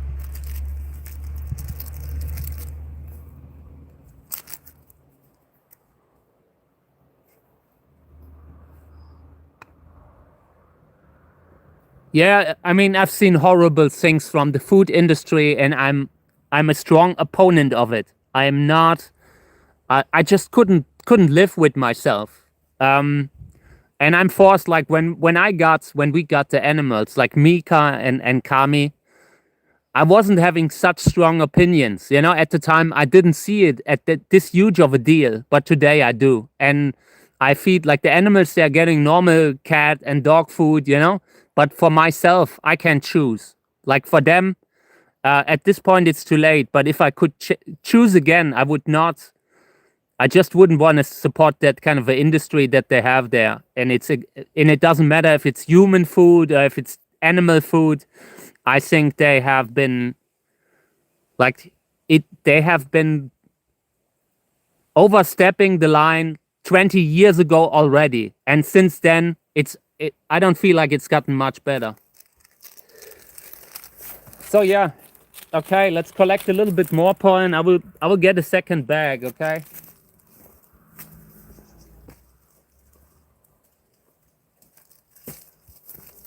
I don't know, it's difficult. You know, if you look at nature, everything is eating each other. So it's not really like we people, we have a certain view of the world, but it's just not like that, you know? Like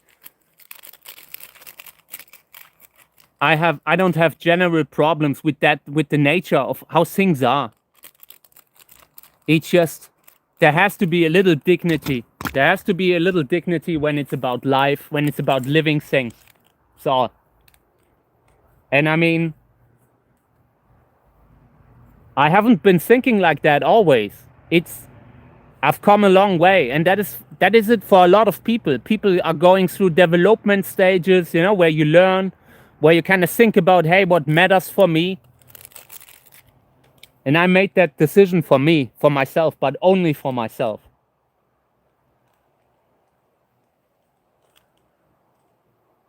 So, okay, I will try to get a little pollen into this bag too. Got to be careful that I'm not having any kind of bug in there.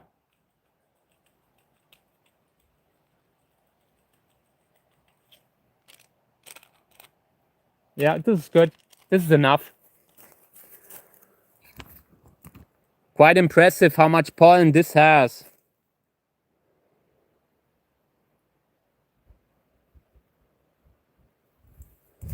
Yeah, things are getting a little better. You're right.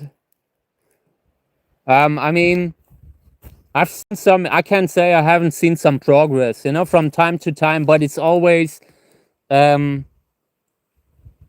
I don't know. It's too difficult to actually change something. Every time, you have progress, you have some sort of a you have another situation where the conservative side comes in and just talks about the money. You know, it's always about the money. It's always about the fact that keeping animals, keeping livestock in a positive way costs more money. So naturally, a lot of people are against it just because of that. And that is something that we have to settle, where we can't say they don't have a choice. There can't be like there has to be a minimum, a guaranteed minimum for animals that are going to be eaten. You know, there has to be a good life for them at the very least. I'm not naive. I know that in nature. I know how it is in nature, you know? It's just we can't really, we have to know better.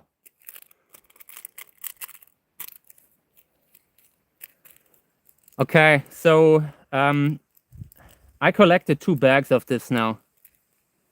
This is going to be enough.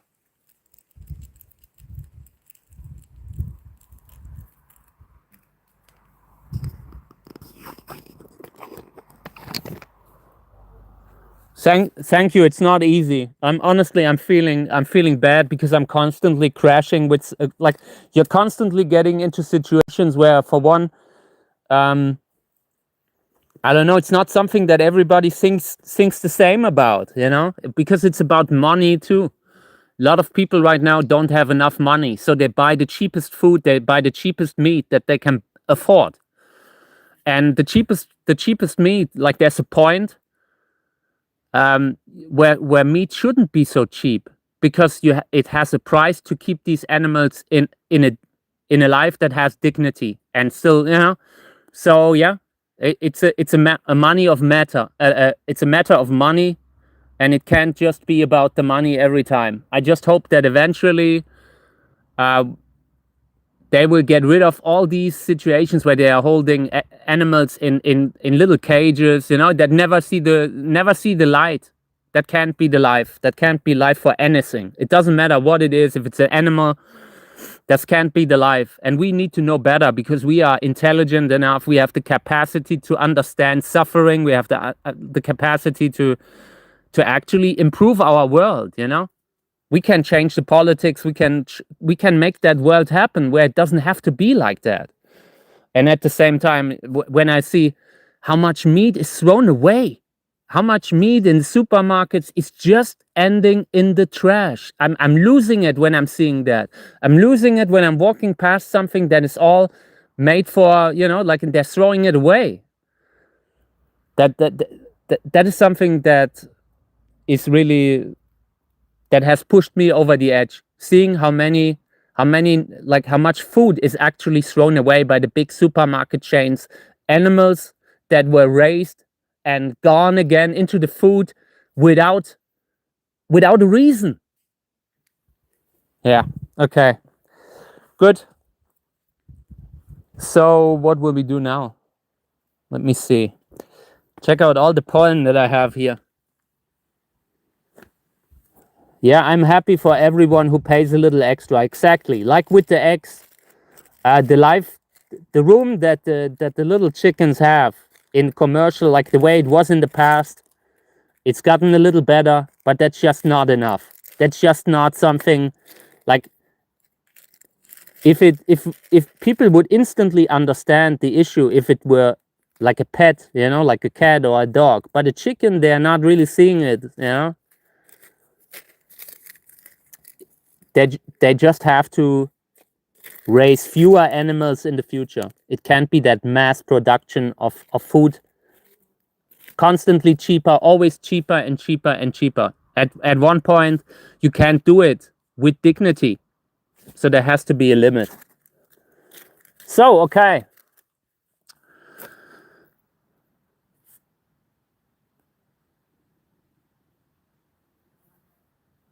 Robert, what was that? I haven't seen that with that warehouse. I haven't seen that. I'm not up to date right now. It's okay. Let's talk about this one. What should we do with this one? I'm a little bit unsure if I even want to keep it or not. This is the kind of plant that I would have to repot now. I'm really not sure. It must be a flying saucer hybrid because it has this mutation here. This petal mutation, that is something that I see from flying saucer hybrids all the time.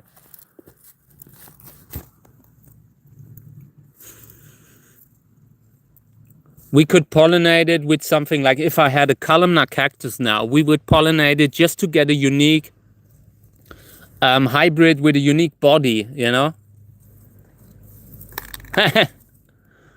Yeah, maybe. I will put it aside.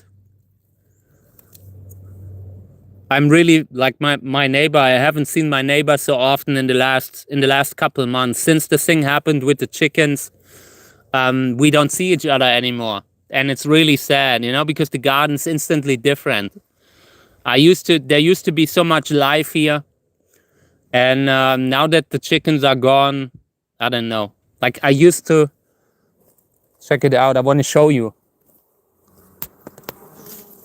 I used to cut everything short that I can see the chickens, and now the chickens are gone. Now I was so depressed that I couldn't look down anymore, so I let it grow. Yeah.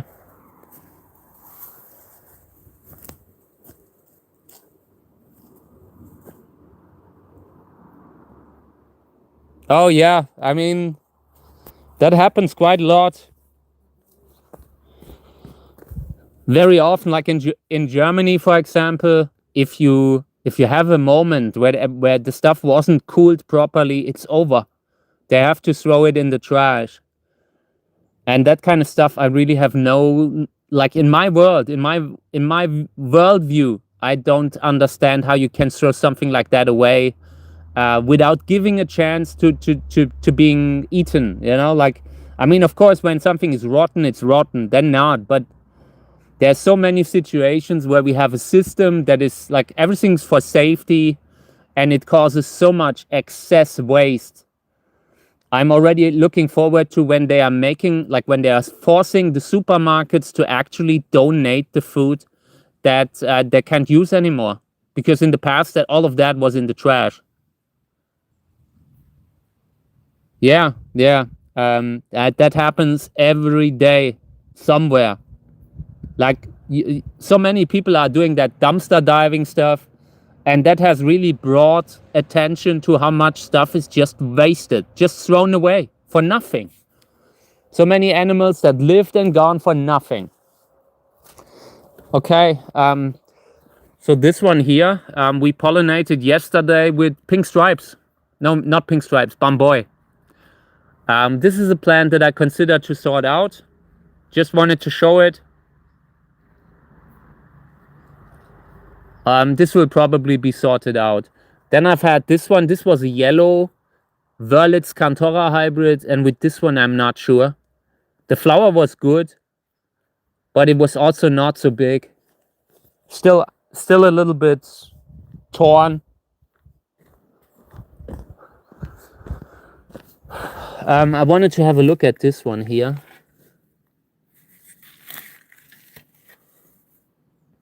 This is a nice color. It's such a shame the petals are so short. Look at the color, how strong that orange is. This is a really beautiful flower. But incredibly short petals. Yeah, I love the color. And it has that reddish,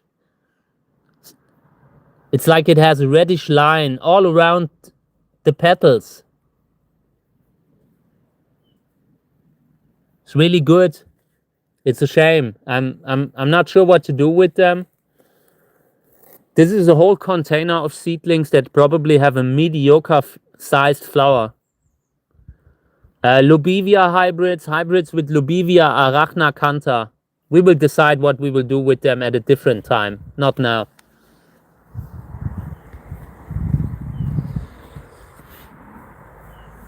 So this pink stripes, Mamacita. We will collect a little bit of pollen of Mamacita. So let me get the tripod and all, and then we're collecting that. Here's the coconut fiber, by the way. I've just gotten that recently, and we're already halfway through. Did a lot of repotting. Yeah, let me see. I think I'm out of bags. Here's another one. One last bag. I think it might just work. We don't have so many more that where I need to collect pollen. I still have bags inside. Size matters, but it depends on the context. You know, like size matters. There's a point, like a certain size. When you have a tiny flower, you really lose a lot of the wow effect when you have a flower in front of you that's pretty big. Like it can make a big impression when you're seeing a big flower. But you can still get amazing results with small flowers. You know, you can create amazing hybrids with something where one of the parents is a little smaller. But if you are working with something that's tiny, the likelihood that something will, like the offspring will also be tiny, will also have smaller flowers, is much higher than if you are just crossing with bigger flowers. There are some breeders that do not touch cacti with smaller flowers. I've had a lot of discussions about arboricola with Uwe Kahle, about Sörensia arboricola, and Uwe doesn't want to use it. Like it's a great species, but Uwe does not want to use it because of the flower size. And that's a good argument. You know, you can't really argue with it because the flower size isn't there. And so far, all of the offspring of arboricola that I've seen, like the flower size was kept at 16 centimeters. And yeah, it doesn't mean you can't get a great hybrid with it, but it means you might have to grow a lot of plants until you get one.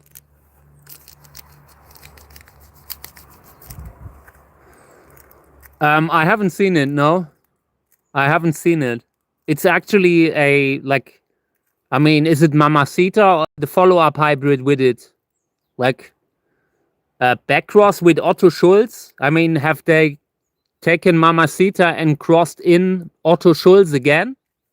Or have they just a different Mamacita? Like, you know, sometimes you have different follow-up hybrids that are also making the rounds under the same name.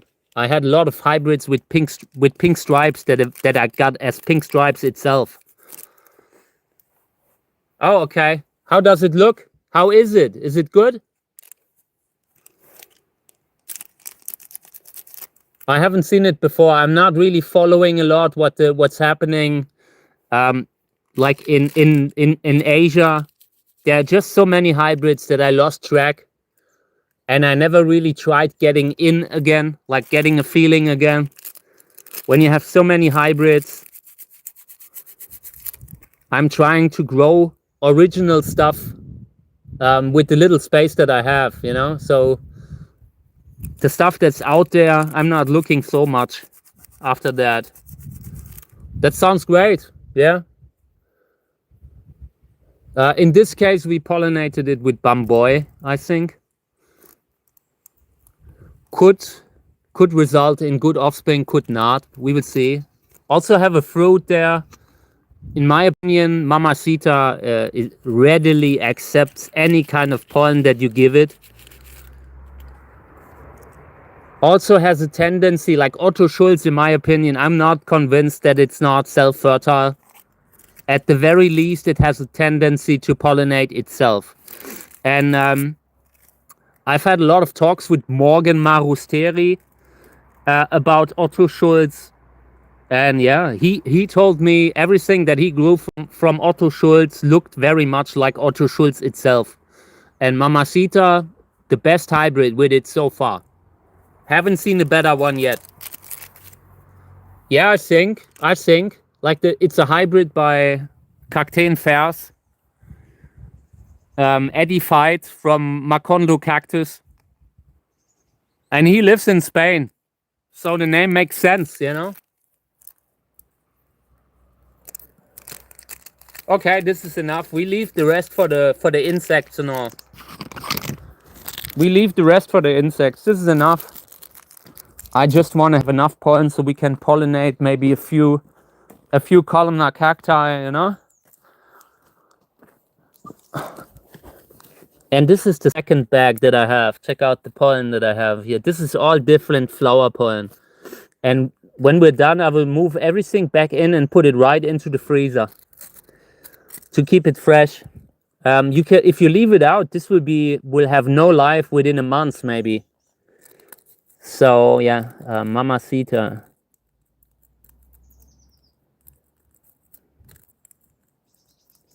Still have immense problems writing with my hands, you know? I had to really learn how to write again. So then I wanted to show you this one.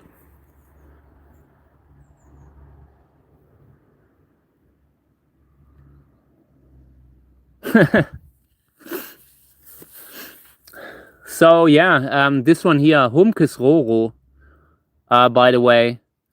And I pollinated one with Bamboy. The other one got that Echinopsis with the big flowers, like that Imperialis thing.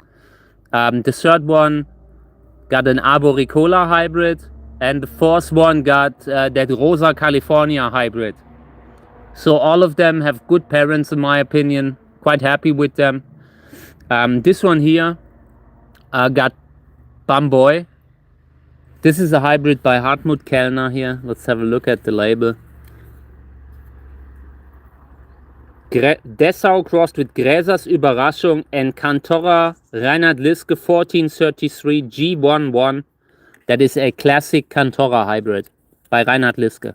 Yeah, and in this case, a hybrid from 2006 by Hartmut Kellner. I use it because it's useful. The flower color is the typical Wörlitz color, but in this case from Dessau. Dessau is one of the parents of Wörlitz. So you often have similar kind of flowers from hybrids with Dessau and hybrids with Wörlitz. And yeah, if we pollinate this with the right partner, we can get an equally good flower as we get from Pink Stripes, Wörlitz, you know, all those classic purplish, I don't know, dark magenta like flowers. They have potential for breeding. So, okay, let me see. I wanted to have a look at Amun-Re here. This is happening very soon, I guess. Yeah, if all else fails, we are bringing the devil in to make the crosses. A little bit of exorcism has never hurt anyone here in this greenhouse, at least not here. You know, we are doing the right kind of exorcism. We're just doing it with love and pollinations. So yeah, Amun-Re will flower. We will have one flower and one flower only. The other plant has flowered this year. So we have to decide what we do with it. This is Otto Schulz. Let's walk around the desk here. Oh. Ow, ow!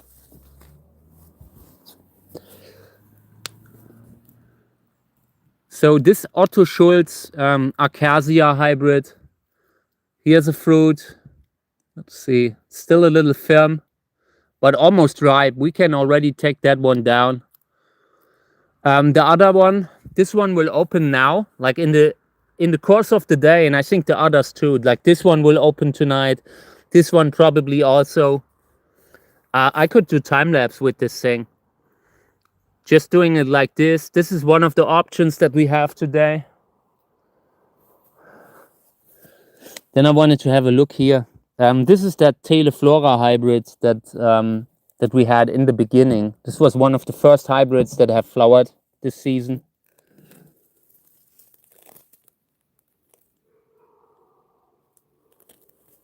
I'll be back. So This week I almost wore a Terminator shirt in the live stream, but the backside had some profanity on it, so I decided against it. But I almost was the Terminator in the live stream today, like this week. So, yeah, the flower has a lot of similarity to Cactus, Matucana flower. I had Acacia rosei flora. Yeah, and there's a lot of similarities, you know. But hard to tell what the other parent is. I'm not sure. And this plant here, I repotted it last year, and I'm still not sure if the roots are actually forming because the plant looks so thin. I find the plant too thin here. This was usually twice as big in the past, and now it's a little bit smaller. We might have to unpot it again and check the roots. But it's still flowering, still giving food for the hoverflies, so that's pretty good. Yeah, okay, so let me... Something has eaten my chili. What's happened here? Something has eaten the chili. Maybe we should put a camera here in the future.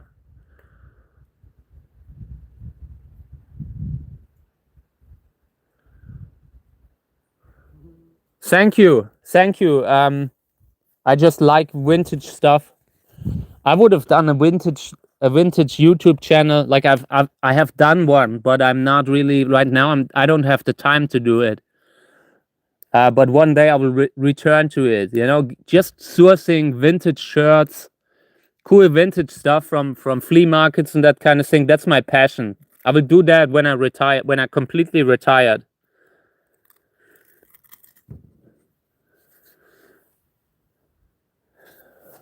I really think, like, this is one of the ones that's not so spicy. This is the one I tried it, and they were completely unspicy. But I also saw, like, on the desk, something was thrown over. I think something has crawled the desk and maybe eaten more. Who knows? Sometimes hard to say if they eat one whole chili. Oh, that's nice. Congratulations. Do you know the platform Vinted? I had bought an amazing Space Jam vintage shirt on Vinted, but the platform has been so bad, so unreliable that I ended up not getting it. Basically, someone else bought it in the meantime, and because that system is so screwed up there, I eventually didn't get it. But yeah, I love that. I love these old school 90s Space Jam shirts. They're really cool. I like them. So I wanted to show you this. Yeah, they are expensive. You pay $100 for something like that by now. Really costs $100. And I was so mad, you know, like Vinted. That was the last time I bought on Vinted, and it was maybe 6 years ago. It's just not a platform that, I don't know. I want to get started. But yeah, I was quite unhappy. So this one here is really big, like the size. Just look at the size of the flower, and it's not even open yet. So this thing will be immensely big, and we will pollinate one with bamboy, and the other one will get pink stripes. And then when the others are opening, we are bringing in other parents. But these two are definitely something we have to use here. Yeah. And that's the plan. And I really want to stress the point. There are some plants, like in this whole group of columnar cacti. Some of them have immensely big flowers and others relatively small. Peruvianus as a species isn't really my cup of tea. The flowers of Peruvianus are relatively small compared to this. This much bigger. Yeah, today's clothes, they are just like, on one hand, it can be good that the modern material is a little bit lighter. Like very often when the muscle problems were so bad, it like having one of these modern sports jerseys that are made to not be heavy, to let air through, that has benefits, but in general I am missing the quality of clothing that they did back then. Because today so many clothes are just made to be sold, and then they break within just maybe a year or two at the most. And in the past, they were really making clothes that were meant to last. Like I have these cotton sweatshirts from the 80s, from the 90s. They are all still in great shape. If you treat them right, they will hold until eternity. You can keep a cotton sweatshirt for 50 years without problem. So yeah, I miss that about everything. Like the time when they really tried to do a quality product that was about to last long. And I'm not seeing it today. Clothing market, like all these cheap clothing manufacturers, they are just producing garbage. Immense amounts of garbage, toxic waste. Yeah, and it doesn't even hold anymore. I'm buying all my clothes, or let's say 90% of my clothes secondhand. I'm buying stuff like socks and underwear. I buy new, but everything like a sweatshirt or a t-shirt or a tracksuit, that kind of stuff, I usually get on the secondhand market. Yeah, they are the problem. They are the problem. They are the problem. Because it can't be that you have these companies that are sitting in another country and they're just dumping the trash towards the market, just trash made to break within a year or two, and then it's none of their problem anymore. In the future, I hope that they will hold these companies accountable for the cost of all that trash. Because they are making they have these ultra thin margins. They are selling something for $3, like a technical problem, a technical product for $3, and it's not useful. They are shipping it out, but since they are living in China, people are usually not shipping it back, So eventually, they are just like so much of the stuff that they are producing ends up on the garbage dump, and that can't be. Yeah, my mom has been scammed by them too. And I'm not sure if it was that platform or another one, but one of these classic, these cheap apps. And constantly, when she got something, it was a totally different thing that she got. Like she bought a hot water bottle, like when you're in winter, when you want to put a hot water bottle in the bed. The old school ones were made from metal, and I have a few. And they were selling something like a hot water bottle, and the size that she got was like 5 times smaller than what they had actually shown. It was insane. Yeah, I really hope that long term they will make all these companies that are producing the cheap trash, they make them pay for returning them, They should put them in a container and should send them back where they came from. So yeah, I had the same talk with my mom. And I'm heartbroken that I had to do it because I love my mom and I love when she wants to give me a gift. But very often the stuff that is coming from these, when it's cheap, it's usually nothing that is built to last. So I always keep saying to my mom, please don't waste money. I have very specific a specific taste. Like with the technical stuff that I use, everything I use is a little bit more expensive because today you have to really be careful that you're not getting just trash quality. And it's very hard to buy something for me. Like when I'm buying a tripod, I really need the specific tripod. When I'm buying I don't know, I don't remember what it was that she bought. It was a climate, like an air conditioning. It was an air conditioning that she just bought, and eventually when she got it, it turned out it's not an air conditioning. It's just basically a ventilator where you can put water in, you know, like maybe it's moving a little bit of humidity into the air, but it wasn't the air conditioning, you know. And then it was $100 that she had to pay. And we said we are sending that back, and I'm sending it back if I have to personally send it back to China. Eventually, they gave her like an address in the country where she could send it back.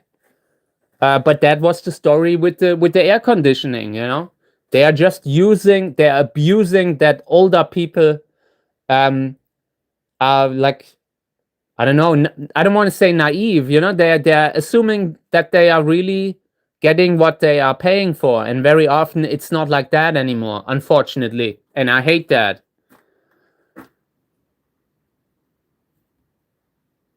Take care, Robert. Say hello to your chickens. I hope they are okay. I'm missing the chickens. Like I'm missing the neighbor's chickens tremendously. I hope you have a great day, Robert. I'm also about to I think I should probably end the live stream now because we're already at the time frame where I usually need to take a break. So we are going through again one last time, just discussing everything, you know. But it's a fun live stream today, and I'm happy for everyone that participated and all. Thank you. So let's see. Okay, yeah, this one is flowering again, but not soon. This will take another 10 days. This one will take maybe 14 days. Here's a fruit, by the way. Very happy about this. This is Glauca crossed with Arboricola. Oh, Arboricola hybrid. I want to move this one out. I want to help this one. Come on here, my friend. Come, go out. Come on. No. Don't go there. No. Come on, go out. Out the window. I don't want them to get stuck in the greenhouse because they often end up in the spider web. And I don't want that, you know? We need them for pollination here. Come on, go out.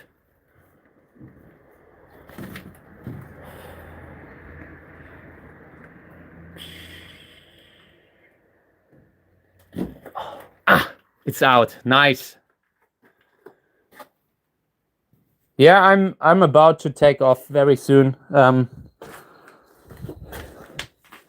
So this is one of the Gräser hybrids. We will take this one out, I think. Or maybe I will keep it in until the other flower is open. We'll definitely move it out once the flower has opened up. This is one like the other one that I've had in the garden, like a Wörlitz Gräser hybrid. You can really see the Gräser body, but the flowers have Wörlitz color. And every time I'm pollinating them, I'm actually trying to get a Wörlitz hybrid with something like with ruffles, you know, have the classic pink stripes color with ruffles. And that's usually how I'm approaching these when they are flowering. So when this opens, we will probably pollinate with bamboy also, if I have enough pollen.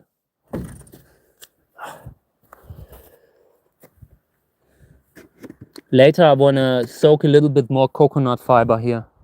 Okay. Oh, we forgot this one. This is a hybrid between Lubivia zecheri and Candicans. And we need to get a little pollen of bamboy in order to pollinate that. By the way, here's the pumpkin again, getting bigger every day.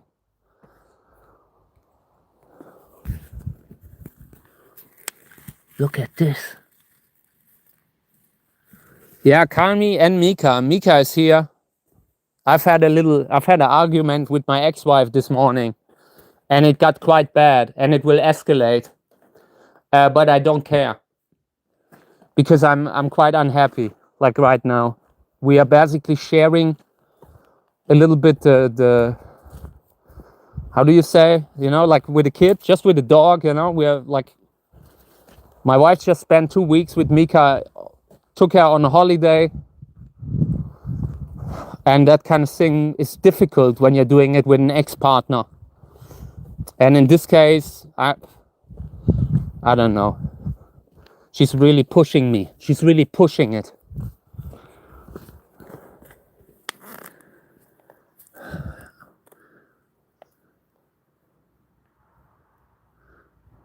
Yeah, I think the word is custody, you know? We're trying to have something like a shared custody with the dog. But it's really difficult because now, for one, I still have to deal with my ex-wife, who has completely destroyed my life. And it was really like that, you know? And I'm, you know, like, there are many situations where we don't agree. And that is kind of bit difficult for the dog, you know?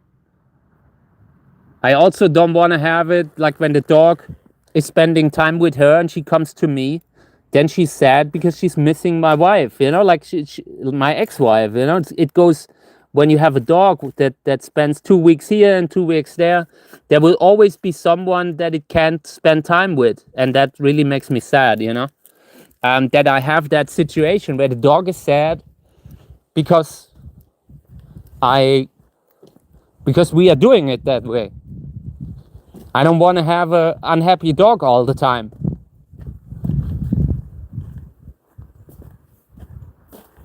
Yeah, she's back now and she will stay here for 2 weeks. I'm not giving her away any earlier.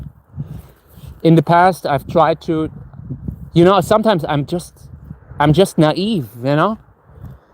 I try to, like in this case, I was once in a situation, like when you have a relationship. I was younger, you know, like maybe 20, and I had a relationship where we got a dog, and eventually through the separation, I never saw the dog again. And it was a really bad thing for me. Like, I found that incredibly painful. Like, I think about the dog from time to time and I'm still sad today. So I didn't want to do the same to my ex-wife. But my ex-wife, the way she's treated me, I shouldn't even talk to her anymore, you know? And now we're in a situation where we're having a dog together. That is really difficult. I don't know if I can do it like this.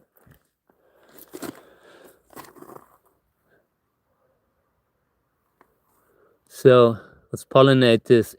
I love when everything is, you know, when you can have a good connection, when you can have a good relationship with each other. That's how it is with my parents. My parents are divorced now. They've been divorced for 15 years now. And they had years when they didn't talk to each other, but now they've gotten so much closer again that they have spent time baking, you know, actually spending time with each other. And I love that. I'm the kind of guy, I'm friends with some of my ex-girlfriends. Like, people that never really get along with their ex-partners, they are often the problem, you know? And so I always try to make it work. But in this case, it's really difficult. I'm having a hard time with it. Having a really hard time with it. Trying my best, and it needs to be in the interest of the dog too, you know? Good. So this one will open up tonight too. I love when it is like that. And it usually, I never thought that I would be in a situation where I'm fighting, you know? Because like with the divorce, I have pushed the divorce along. I have signed everything where I could have actually delayed, like, you know, using it as tactics to just get, like, my wife would be liable for alimony. Like, she went out of here when my wife left. I was barely able to walk anymore. I was on the path to becoming a vegetable. And that's, of course, that's when she walked out on me. And I still tried to stay friends, still tried to have understanding. I packed her stuff over I spent a year packing her stuff and bringing stuff to her where I felt like that she might need it. But yeah, I'm also, like, she's not been treating me kindly often. Like, there were situations in our relationship, like, looking back, I should have already ended it back then, you know, where she wasn't having respect. Like the basic form of, and I don't mean respect like some nut jobs talk about respect. I just mean basic kindness, you know, and often it wasn't there in the relationship. And yeah, so now I would love to move forward, but I also don't want to keep my ex-wife from the dog. I'm kind of torn in between a rock and a hard place, and it's not fun. Every 2 weeks there's a problem, you know, like when the dog doesn't understand why we are doing it like this, and it just has to be in the best interest of the dog what happens in the future. So yeah, I might not be. I have realized I need to stop cooperating all the time, you know, because right now I've been seeing the dog less and less because she spent more and more time with her. Now she took the dog on a vacation to the sea, all stuff that I can't do because I'm poor, you know, and I'm poor because my wife walked out on us, on everything, and left me alone with all of it. So yeah, I mean, it's not fair then. You know? I just expect that, like when people share custody of a child, it can only work if they are not trying to manipulate the child, not trying to, you know, like the dog has to have the same kind of life, no matter if she's with me or with my ex-wife. It can't be that every time she's taking the dog, she's kind of, you know, doing all these things that I just can't afford, because I was left back with all the responsibility of the life that she left behind. You know, in the first year, my ex-wife wasn't even here, like wasn't even looking after the dog big, like spending a lot of time with it. She that only started in the second year, and I'm trying to be understanding for her, trying to make it work. But this week I reached my limit. This week I reached my limit, and I'm not sure how we will continue in the future. I just hate that my life was completely destroyed. Like one day to another, she said, I'm leaving. Our marriage is over. And at that point we were married for 8 years or 8 years, and together for 14 or so. And it completely destroyed my life. I had at the time, I had actually was in a legal battle for my pension, for health pension, and I just didn't, like, I exited the legal battle for the pension just because we were married. We decided, okay, we are going a different way. I'm doing the stuff with the cacti, doing the books, and together it worked. But the moment my wife moved out, everything started to become more difficult, because I'm caring for the cat. The cat is 17 years old now and needs so much care during the day, you know.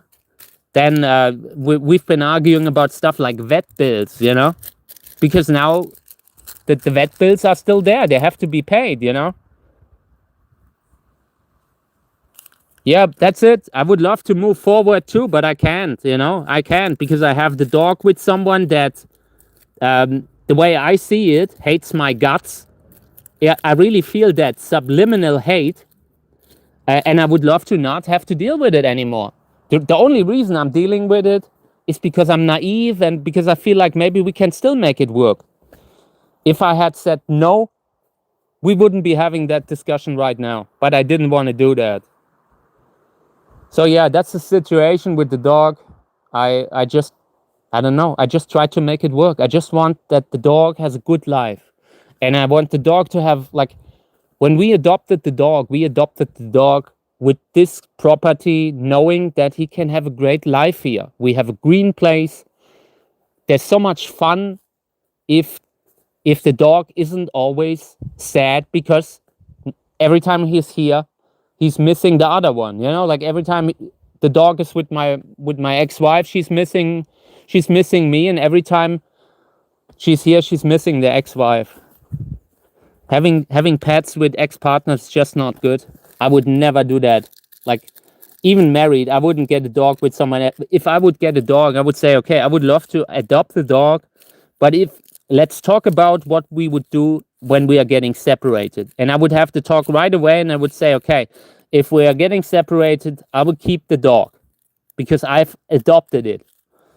That's the only way, that's the only scenario where I would really adopt a dog with someone else anymore.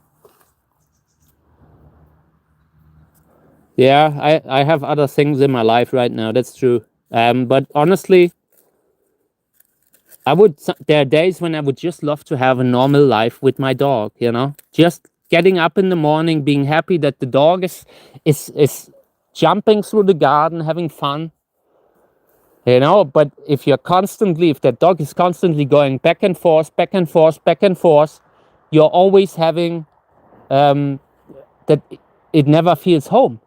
Like, I just wanted to feel home again. And that constant thing, it's like she's doing it intentionally. Good. Okay. Yeah, I think we pollinated everything. The only thing that we have not pollinated, as these here have been getting pinks. No, they've got bamboy. Both of them got bamboy. This one got arboricola, and this one got gröner, flying saucer, and macola. So all of them. Yeah, it's too hot right now. For one, it's too hot, and also she's just in the first hours. She's always a little bit weird now. She's now coming. You know, my ex-wife has brought her over this morning, and now it takes a while until she's normal again. Until the evening. It's constantly a change back and forth, and it's not good for her. Like, if you ask my personal opinion, I'm against it. You know, but I also don't want to keep the dog from seeing my ex-wife, because I know she loves her, you know? I know she loves her, and I don't want them to miss each other all the time. In my opinion, it could be possible to do it the way we are doing it, but it would have to be in a way that my wife doesn't make a big show every time she has the dog. I mean, the reason I can't afford to take the dog on holidays and that kind of thing, it's just because she left me alone with all the problems, with all the invoices, with all the bills, with the old cat, with a 17-year-old cat, you know, that I greatly love. I spend so much time of my day just looking after the cat, that the cat is still okay tomorrow, every day. And that is all stuff where she had absolutely no regard for, you know? I could also, if I had walked out, I could have a great life with the dog. I could have gotten the dog and we would have just lived at the beach, you know? But I have actually responsibility. I want the cat. The cat is family, just like the dog too.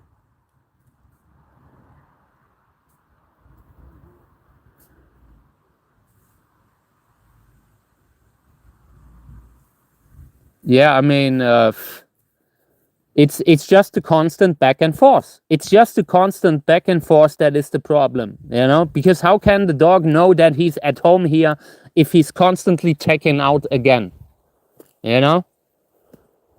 But what can you do? I mean, for now, this is also on me. This was also one an idea that I had, because I felt like maybe we can make it work. Because I have experienced how it is when you lose a pet to an ex-partner.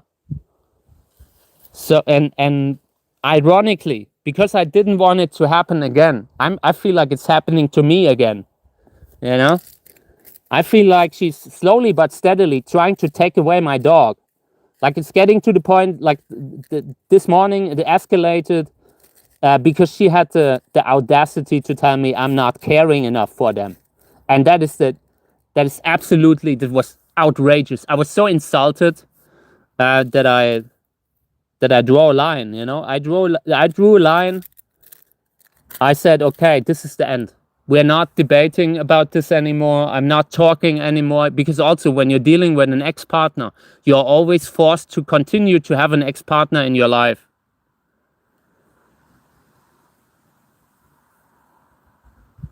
Yeah, exactly. It's the same with children. This isn't it. And I mean, don't get me wrong. When I'm saying this, I don't mean that I want the dog to be here, to only be here with me. But I'm seeing problems. I am seeing the problems in front of me. And I would love to see actual change from my wife, my ex-wife, that she's actually caring about what happens when the dog is here. And she's not doing that. She hasn't done that this morning. She hasn't done that when we talked about it last week. And that's why I'm like, this morning I had reached a point where I couldn't be quiet anymore, you know, because I love the dog. I remember like when we got the dog, I went out with her every night to potty train her, to make sure everything is right. Like in the beginning, I did everything of actually raising the dog, you know, and now after 3 years, after blowing the whole life apart, it's easy to fly in and pick the dog up, take him to a 2 weeks of vacation, and act like you have done it all. You know, the grandmother of dogs. So yeah, that's where I'm right now. I'm really mad, and I haven't been this mad about it ever. I'm a patient guy, and I stay patient, but there's a point when it's suddenly over. When like I'm trying to control myself, don't argue. But when it's really happening, then it's really happening. Then I'm not holding back. Then I'm talking about it like I'm talking about it now. I will talk about it later on Facebook because I see the problem. And I don't see my ex-wife, having any kind of concern for what's happening here. And yeah, so we will argue about that dog now. And I don't care, because I love the dog, and I will argue about it. If necessary, I will take this whole thing to court. I will argue for full alimony if necessary, because if this is what's needed so I can give the dog an equal life like she can, yeah, then maybe we're having to do it like that.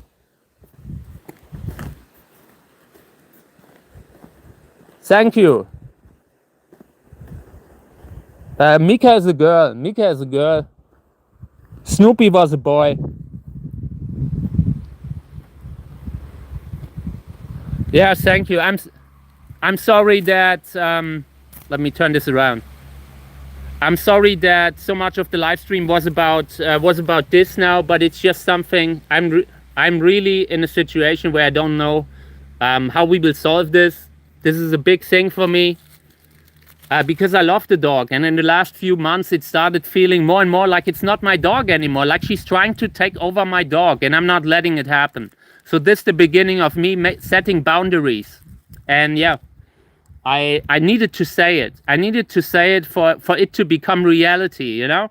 Because in the past, I always tried to be, you know, like diplomatic. I don't want to argue. I'm not one of the people who argue with ex-partners, and I tried to avoid it for as long as I could, but it's over. So yeah, thank you guys for having been here today. I appreciate it. Tomorrow morning we are getting back to the cacti, talking more about the cacti again tomorrow. I might actually talk about this more on Facebook today, because I've actually filmed the video this morning because I want to bring it up. Me being quiet is over. So yeah, if you want to hear more about it, you can see it on Facebook. And if not, I will be back again tomorrow to do more Cactus live stream again. So thank you for having been here. Thank you for your patience. And I apologize for sharing this. I shouldn't have said it, but I just feel alone sometimes. Thank you, everyone. Have a good day. Thank you.